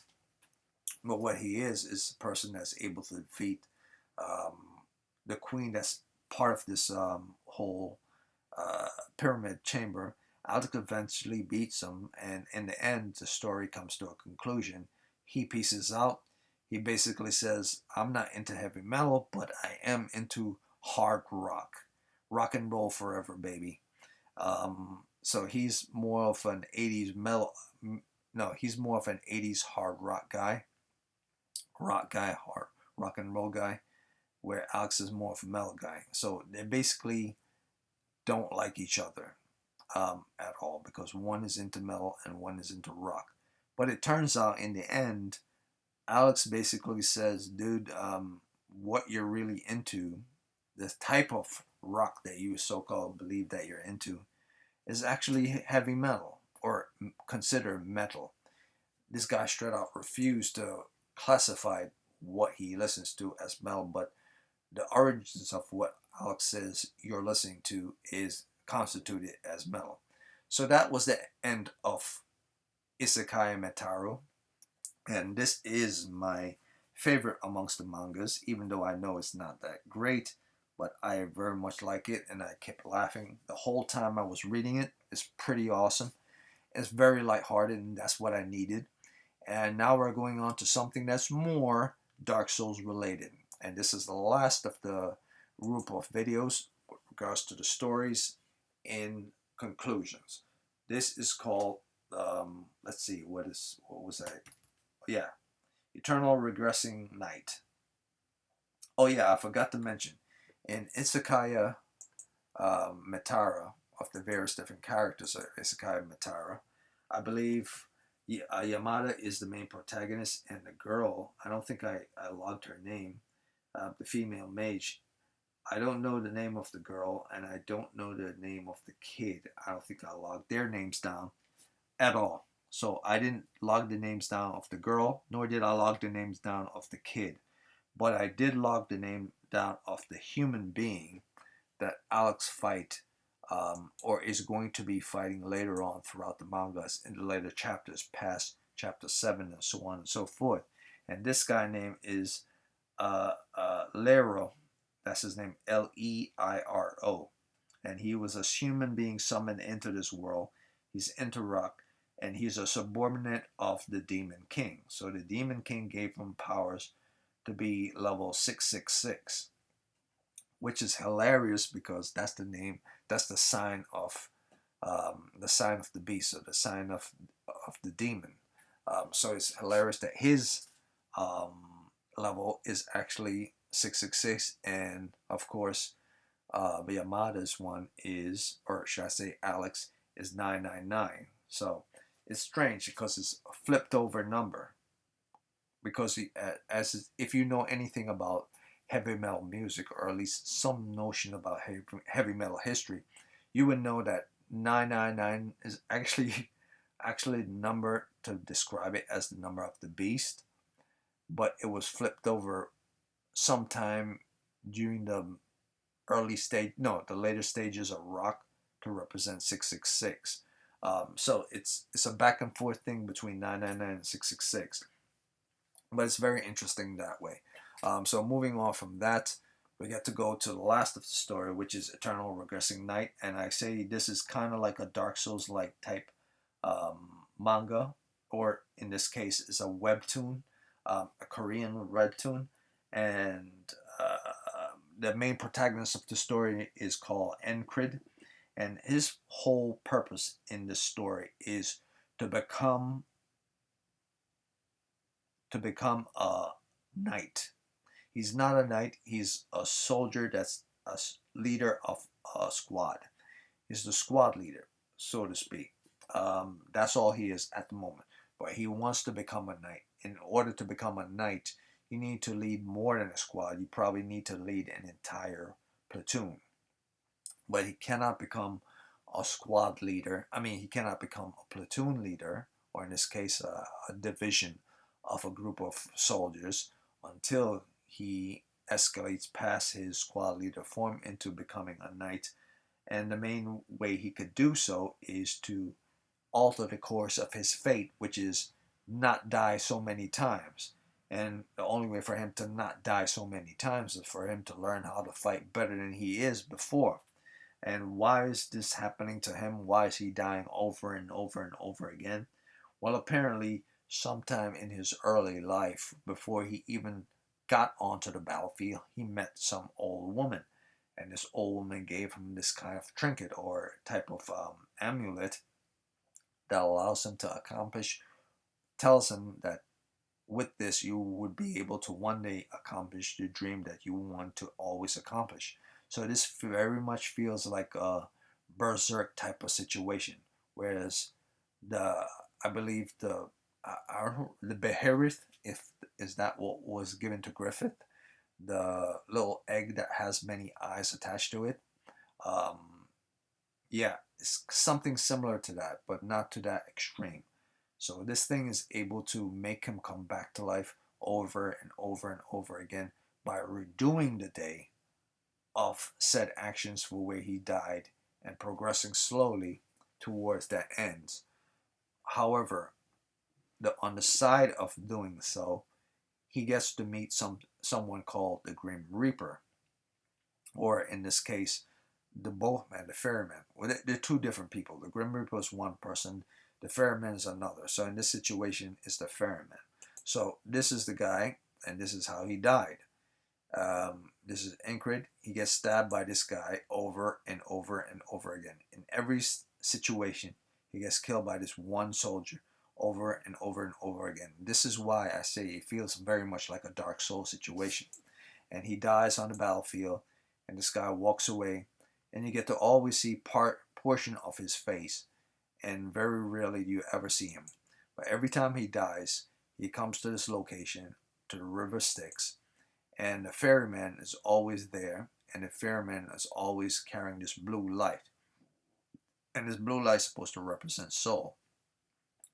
And it's strange that this blue light, which guides him through the path through over the sea of Styx, or the waters of life, between life and death, is telling him, you don't have to struggle anymore. You could let go and join me on this ferry, and I will take you into the afterlife. He basically tells the ferryman to kiss my ass. I'm not going to do so. I like the close-ups of this manga. I like the close-up of this manga better than any, or should I say I like this close-up of this manhwa better than any webtoons I've ever read regards to manhwa, because how they do the close-ups is very much eerie and very, very personal. They're very extreme close-ups, and they're supposed to represent a type of uncomfortable, at the same time personal touch in relations towards your main character and the situation the main character is in. For instance, we have a close-up of his face, showing a close-up of his eyes, showing the close-up of his teeth, showing a close-up of his nose. So everything in the story is very personal. This is a personal journey. This is a personal story. Unlike Girl Meets Rock, which feels more like a story and a personal attachment of an individual story is in there. This, on the other hand, is an individual story. This is 100% an individual story. It's told from the point of view of this individual going through this day over and over, and all the characters in this story are centered around him, to simply for him to accomplish this purpose in his life. And the day goes Groundhog's Day. The pan, the cup, or should I say the scoop, hits the pan, telling everyone to wake up. It's dinner time, so on and so forth. The breakfast time. Breakfast is ready. The soup scoop hits the pan. Everyone wakes up. It's breakfast time. Everyone gets up. Everyone puts on their outfit. He puts on his boots. He starts training in the morning to get better, so on and so forth.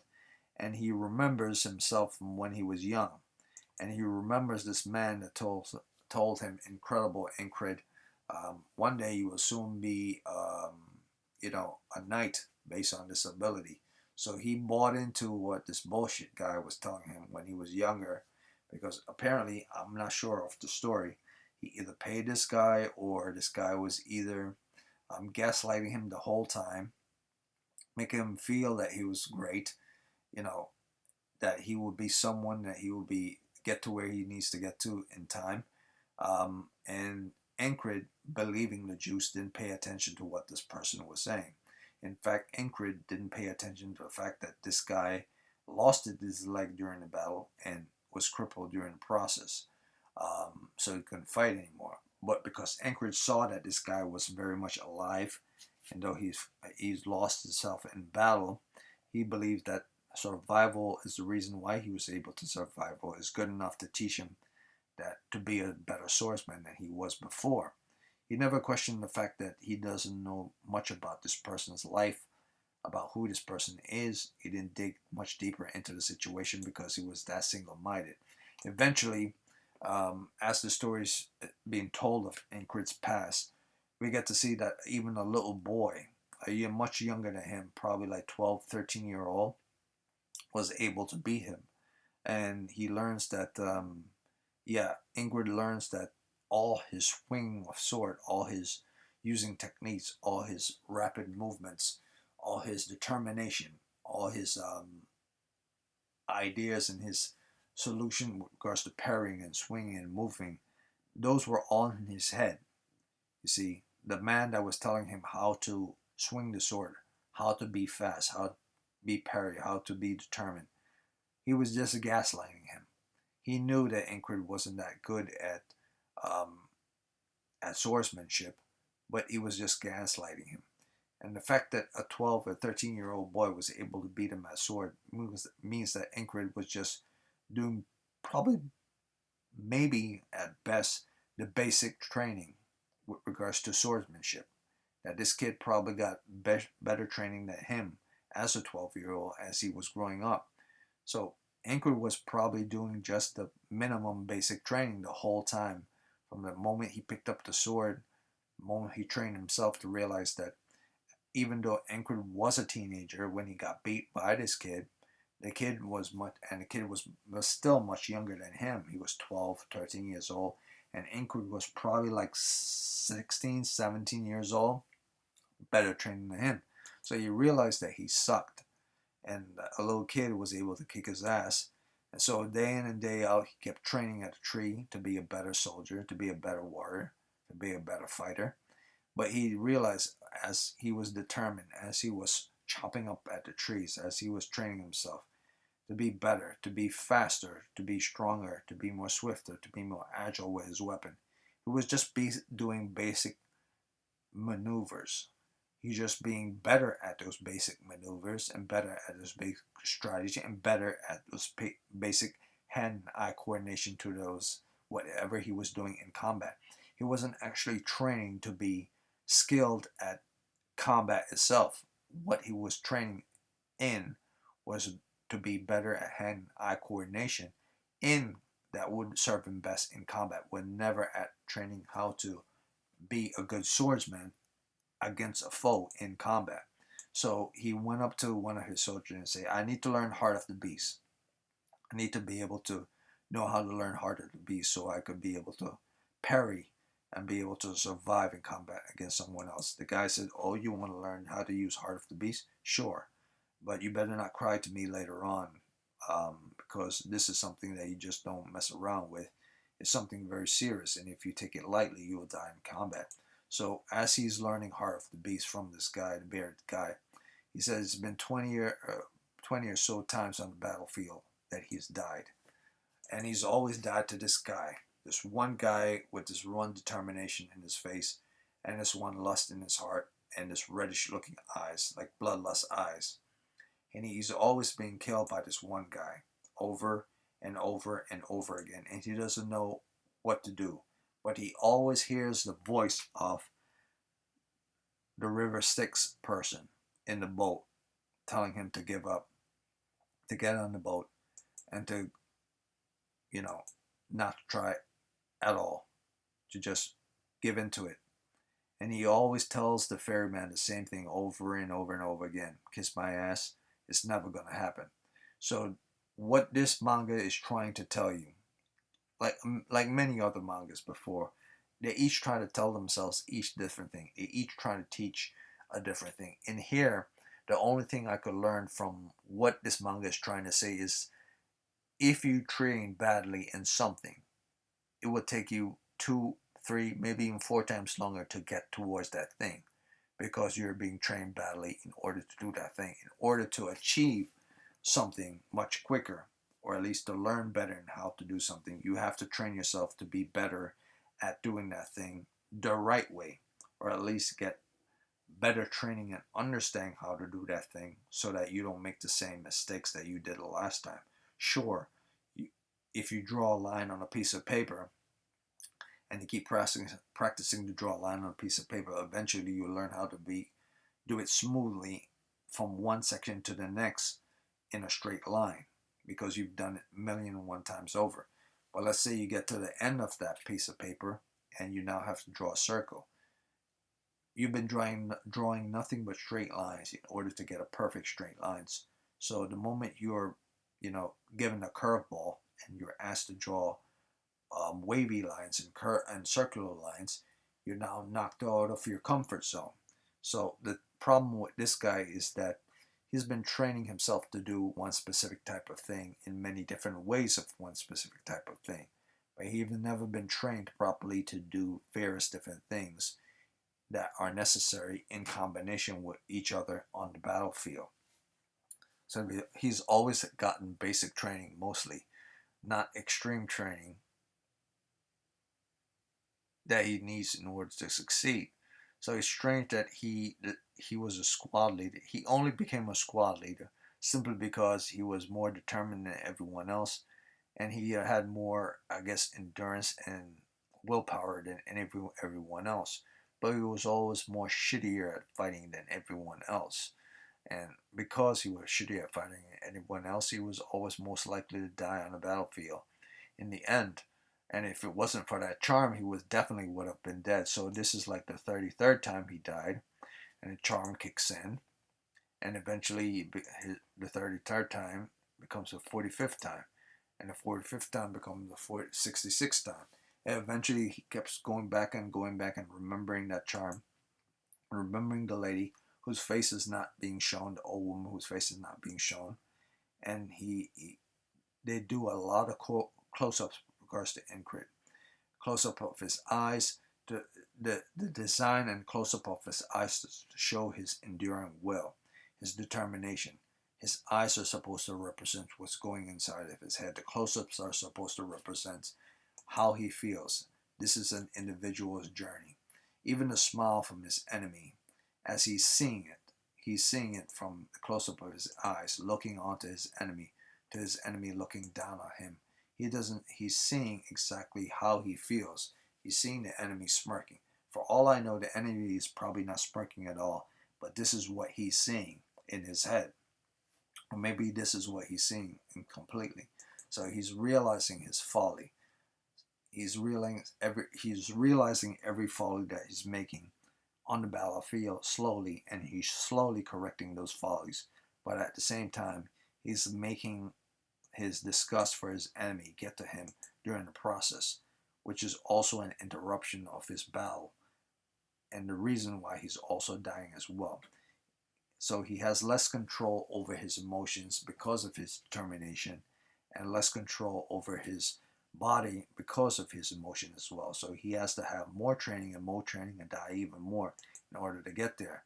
But slowly but surely, he's starting to learn things as he go. And every time he attacks this guy, and every time the guy stabs him in his neck, he learns something slowly but surely as he proceeds forward. So on his 111th day, he gets killed again, and something unique starts to happen. He starts to, I guess you could say, he starts to not only attack the enemy, but the enemy starts to talk.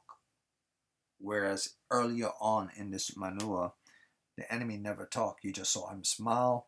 He says one or two sentences, and then boom, Bob's your uncle. But slowly but surely, the enemy starts to talk and give more dialogue with regards to his existence. In this situation, the enemy starts to make fun of him. Talk about your suffering. I'll relieve you from your suffering. You're going to die. And every single time the enemy is shown, every single time this enemy is shown, every single time he dies, that something is being fleshed out with regards to the enemy, or being fleshed out with regards to what he's seeing in his head with regards to the enemy. The enemy talks more. The enemy says something more. An expression of the enemy is expressed more, so on and so forth. You get to meet his motley crew, the people who were part of him on his squad members, people under him. He gets to learn there are two people, a guy using daggers, a guy using axe, a guy using giant sword, so on and so forth. So he feels very much like something from Sword of the Berserk. But in that sense, you don't know if that's the route he's going to be taking. But you get the feeling that that's the route he's going to be taking, that these people, that part of his squad, if things get extremely bad for this guy, he's going to eventually try to find a way to sacrifice them so he could gain power. Or that could probably be the thing that's not going on, and that's just a blind. But I don't know yet. But every single time he died, he's come back, he's learned something new, something different. But it seems to be that this guy is so stubborn in his mind and in his will and his determination that it would take him a long time for him to learn. But at the same time, he doesn't have that luxury to wait, because every time he's been taken back in time and things are reversed, he wakes up that morning, breakfast, and he trains. He trains and trains and trains until the fight happens. So he's locked into this certain type of moment in time that he cannot escape. He's always in that moment. He doesn't go back further. He's locked into that specific day on that specific moment. So it's not like he could go even further back to train himself even more. So he can only be trained to a certain degree, like a wall blocking off a certain era within a video game that you cannot get to. You can't proceed backwards even more. You have to proceed from this point on forward. So moving from that point on forward, we get to see him seeing, we get to see even more context with regards to the battle. We get to see even more situation. On the 46th day, my left shoulder was shattered. On certain days, this happened. On this day, my arms were cut. On this day, the shield broke and I was able to pierce through. On this day, the bastard that stuck me, I was able to block him using both my swords this time, rather than him just going for a stab. So slowly but surely, he's developing a way in order to defeat his enemy. And he's learning. It's one of those things that you're saying to yourself, boy, this guy's a real idiot. Anyone who have half a brain would know, if you're going to go into combat, you would have to have a shield, you have to have a sword, you have to have greaves on, you have to have this, especially if the enemy all around, especially if an enemy's conniving, especially if an enemy's not fully dead. You would have to look at all variables. And apparently he looked at some variables, but not all variables. So that's where his experience grows. And that's why I say it's very much like a Dark Souls. Because as many times as you die, you start to think of, well, I thought about this, I thought about this, I thought about this, I thought about this, before I even go into battle on the first time. But everything you thought about this did not work. So you have to switch up your situation with regards to the battle, because what you're thinking about logically doesn't work.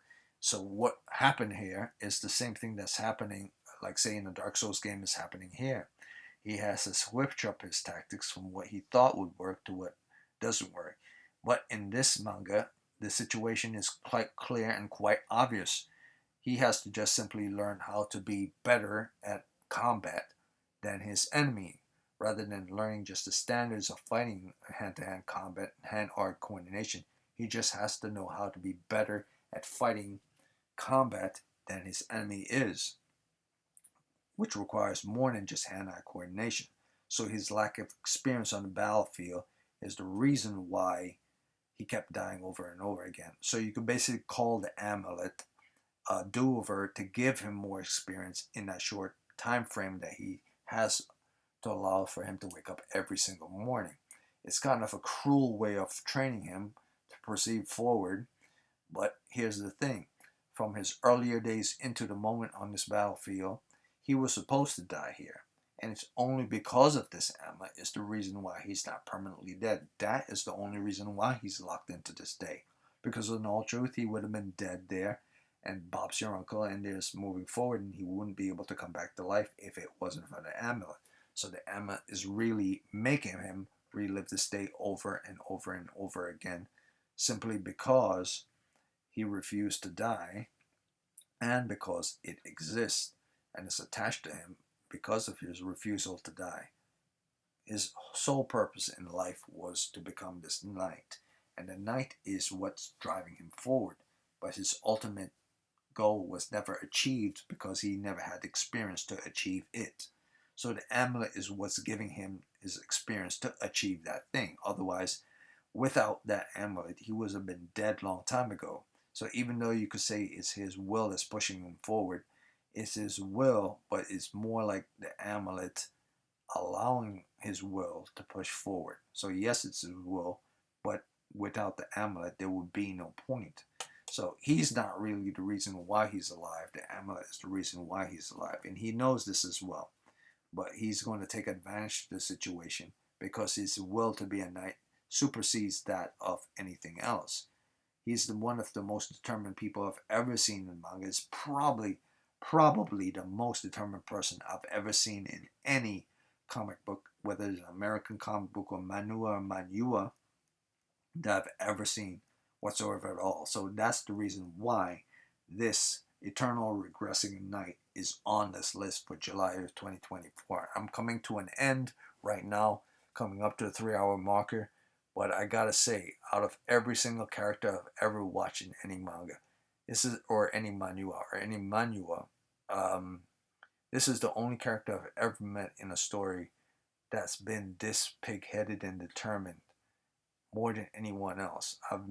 The only people I've known beyond this that I've ever seen in any form of any genre is in the Dark Souls wing, where people willfully die many times, 60, 70, 80, some even died 100 times, just so they could get past a certain level because they're unwilling to get help from other people. So that's what this reminds me of. But it feels more, there's more weight here than in those games because you're just watching someone doing something, playing a game, whereas this is the story of an individual in the story, not a person playing a game. So this is his journey, and we're locked into this character rather than just watching someone play a video game. So this is more interesting to me because I'm actually watching a story play out. I'm not watching someone play a story playing out. This is an actual person, and this is his actual story. So this is the form of whatever a person would be doing if they're playing a game in the game itself, but without the joystick or anything to play it. So it feels very much like that more than anything else. But it feels even more than that because it feels like this design character, this drawn character, this situation is in, and the fact that he finally at the end is able to kill this enemy that killed him more than 111 times, finally killed him in the end and get his neck, and realize this guy who he calls a pervert that loves to stab people to death, which he is. He got a sick sadistic way of killing people, and the amount of times he's been killed by this pervert, and to kill him the same way the pervert killed him, yeah, it's fitting and satisfying. And the fact that he breathed a sign of relief after that was over, after so many deaths, after so many tries, after 100 and something, and I'm not sure how many chapters I went through before this guy actually succeeded. I felt it. I felt it within this manhwa, and I felt for this guy, and I feel like, okay, I know this is not the end. I know this guy was simply one of many, that this guy have to get an obstacle. That his death at the 111 is not the end. That this death, severing the head of this guy that's gave him trouble so many times, is simply an aspect of more suffering to come. Because in order for him to be a knight, he cannot just beat a squad leader or a captain of a group of men. A knight is a specific type of warrior.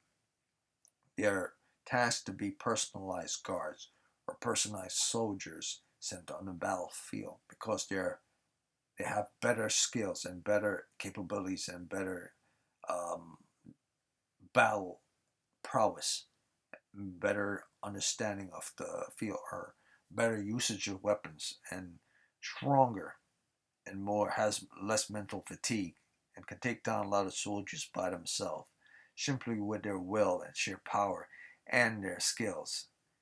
Um, that's something he doesn't have, but slowly but surely he will after removing the head of this opponent.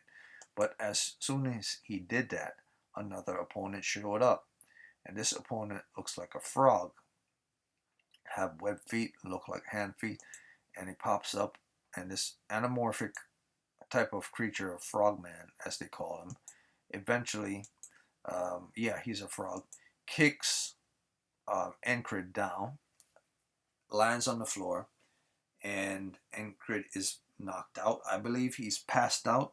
He's knocked out, and Bob's your uncle, and that's the end of Encred. I believe Encred is probably dead again, and if he's not dead again this time, he's knocked out.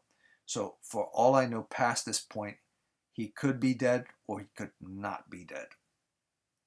And this might be the beginning of the story moving forward from him continuously dying, which I wouldn't mind seeing.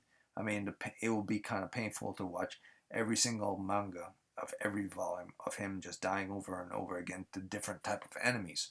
I don't believe that's the route that this manga is going to be taking, but I could be wrong, and that might be the route that it's going. So that's the reason why it's not really the number one, even though it's fascinating. It's because I have a feeling it might be going down this route. So that's it for this video. That's it for the July manga of 2024. Not much I could say with regards to all five of them. I pretty much explained all five of them already and what their purpose are. But I would say, as from the very first manga, from the very first one I pointed out, which was Girl Meets Rock, I would say this is by far the better story of all five of them because it feels more solid. As much as I love, um, um, as much as I love the whole story of Ghost coming into this world and Ghost invading a world, and we have a character like Hifumi, we have a character like Mocha. Yeah, as much as I like those things, as much as those are interesting, I've kind of seen stories in relations to that already. I've already seen stuff in relations to that. And as much as I love stories with regards to um, evolution and evolution of species, such as their Anemone, and the bizarre and craziness with regards to showing up on the Galapagos Island and people on the Galapagos Island, and these different people showing up there and sacrificing people to different monsters and experimental virus and crazy different creatures such as birds, turtles, and stuff being turned into creatures, and plants being coming out of floors and having human bodies. And much as all that is fascinating, I don't find it as interesting as I find the story of Girl Meets Rock. And as much as I love Metara and Isekai Metara, and I love as much as I love Yamada and his stories and his comedies and everything with regards to him, and he's a silly guy, and he represents heavy metal, and he knows a lot about heavy metal, and this manga is personalized to me and makes me laugh all the time. I could tell the story is not that strong, and I could tell Girl Meets Rock story is much stronger, and I could tell Ghost Fixer's story is stronger, and I could tell their Anemone story is much stronger. Um, but I know for a fact that uh, Eternal Regressing Knight story is much stronger than Isekai Metara. So in all truth, that should be in the fourth place. And I could tell their Anemone story is not as strong as I make it out to be. So I believe it belongs in the third spot where it is. And if not, it belongs in the fourth spot. And probably Eternal Regressing Knight belongs in the third spot. But here's the thing, I'm not sure exactly where Eternal Regressing Knight is going with regards to his story. All I know is that he died over and over and over to this dude, and that the story is more personalized journey, so you feel for it, you get to feel it, and it feels like it's very much in the third spot. But I'm thinking to myself, if individuals keep killing him over and over, that might become a cliche and boring thing, and I'm having a very strong feeling that that might be a theme that's going to play out throughout the entire story of Regressing Knight, and that will become extremely boring through the process. That's why I'm not going to have this as the third. I'm going to have their Anemone as the third. So best one, Girl Meets Rock. Second best, Ghost Fixers, or Ghost Fixers is better than Girl Meets Rock. Either one of those could be a number one. And of course, ones that could be number two, Eternal Regressing Knight or Dear Anemone. But if you were to tell me to select amongst those five, which of these would actually be made into an anime and become a successful franchise by itself for years down the road, I would say it would probably be Ghost Fixers or Girl Meets Rock. Simply because Girl Meets Rock is very lighthearted that way, and simply because Ghost Fixers is very much heavy into the lore of ghost fixing and kind of reminds me of, a Full Metal Alchemist story. And if you add more characters to flesh out, they could make everything with regards to ghost busting, and whatever's happening in the world, demons, so on and so forth. It could go to a next level. And it could become very scary, and it could become very personal. It all depends on how they do it and how it's executed. But for me, how the story started from the beginning, first chapter to the eighth chapter, Girl Meets Rock is the best one. And possibly Ghost Fixers is the second. And Eternal Regressing Knight of uh, might be the third, if not Dear Anemone. Um, yeah, I had more interesting feelings towards Eternal Regressing Knight than I did to Dear Anemone. All the blood and guts didn't do much for me if the personal journey of the character wasn't as solid. So, yeah, that's all I'm going to say for July manga of 2024. If you would like this video, yep, do your whole thing and go check them out. But I will say, if you want something more laid back, I would go with my number one choice. And if you want something that's you want to laugh your ass off every now and again, um, but not to that ridiculous level of laughing your ass off like Gintama, but you want to have more of a fun ride that's more than that of Girl Meets Rock, I would say go with Isekai Metara. I'm going to be reading Isekai Metara more than the others simply because I need to know where Alex is going to go in this world, where his place is in this world. I need to know. I 100% need to know how he's going to defeat the Demon King. Because I know it's going to be something associated with heavy metal. And I know it's going to be ridiculous. And I know it's going to be fun. And I know I'm going to have fun while I'm reading it. I'm going to know laugh my ass off with regards to it. So, yeah. That's it. That's it for this one. The number one is Girl Meets Rock. Number two is Ghost Fixers. Number three is Dear Anemone. And number four is Eternal Regressing Knight. And the number five is Isekai Metara. Even though I have Isekai Metara in this video as the number four, that's a personal choice. Realistically, this video right here, this image right here, this is Eternal Regressing Knight, is probably is the number fourth one. And I believe it might climb to the number three spot if popularity with regards to this manhwa becomes even more popular than it is, or if the story gets even better than what it is, and it doesn't dive into the whole cliche of dying over and over and over to every different type of enemy. So, yeah, very much looking forward to where this story, this Korean webtoon will go, more than any other Korean webtoon currently, because it's very, very much Dark Souls-like.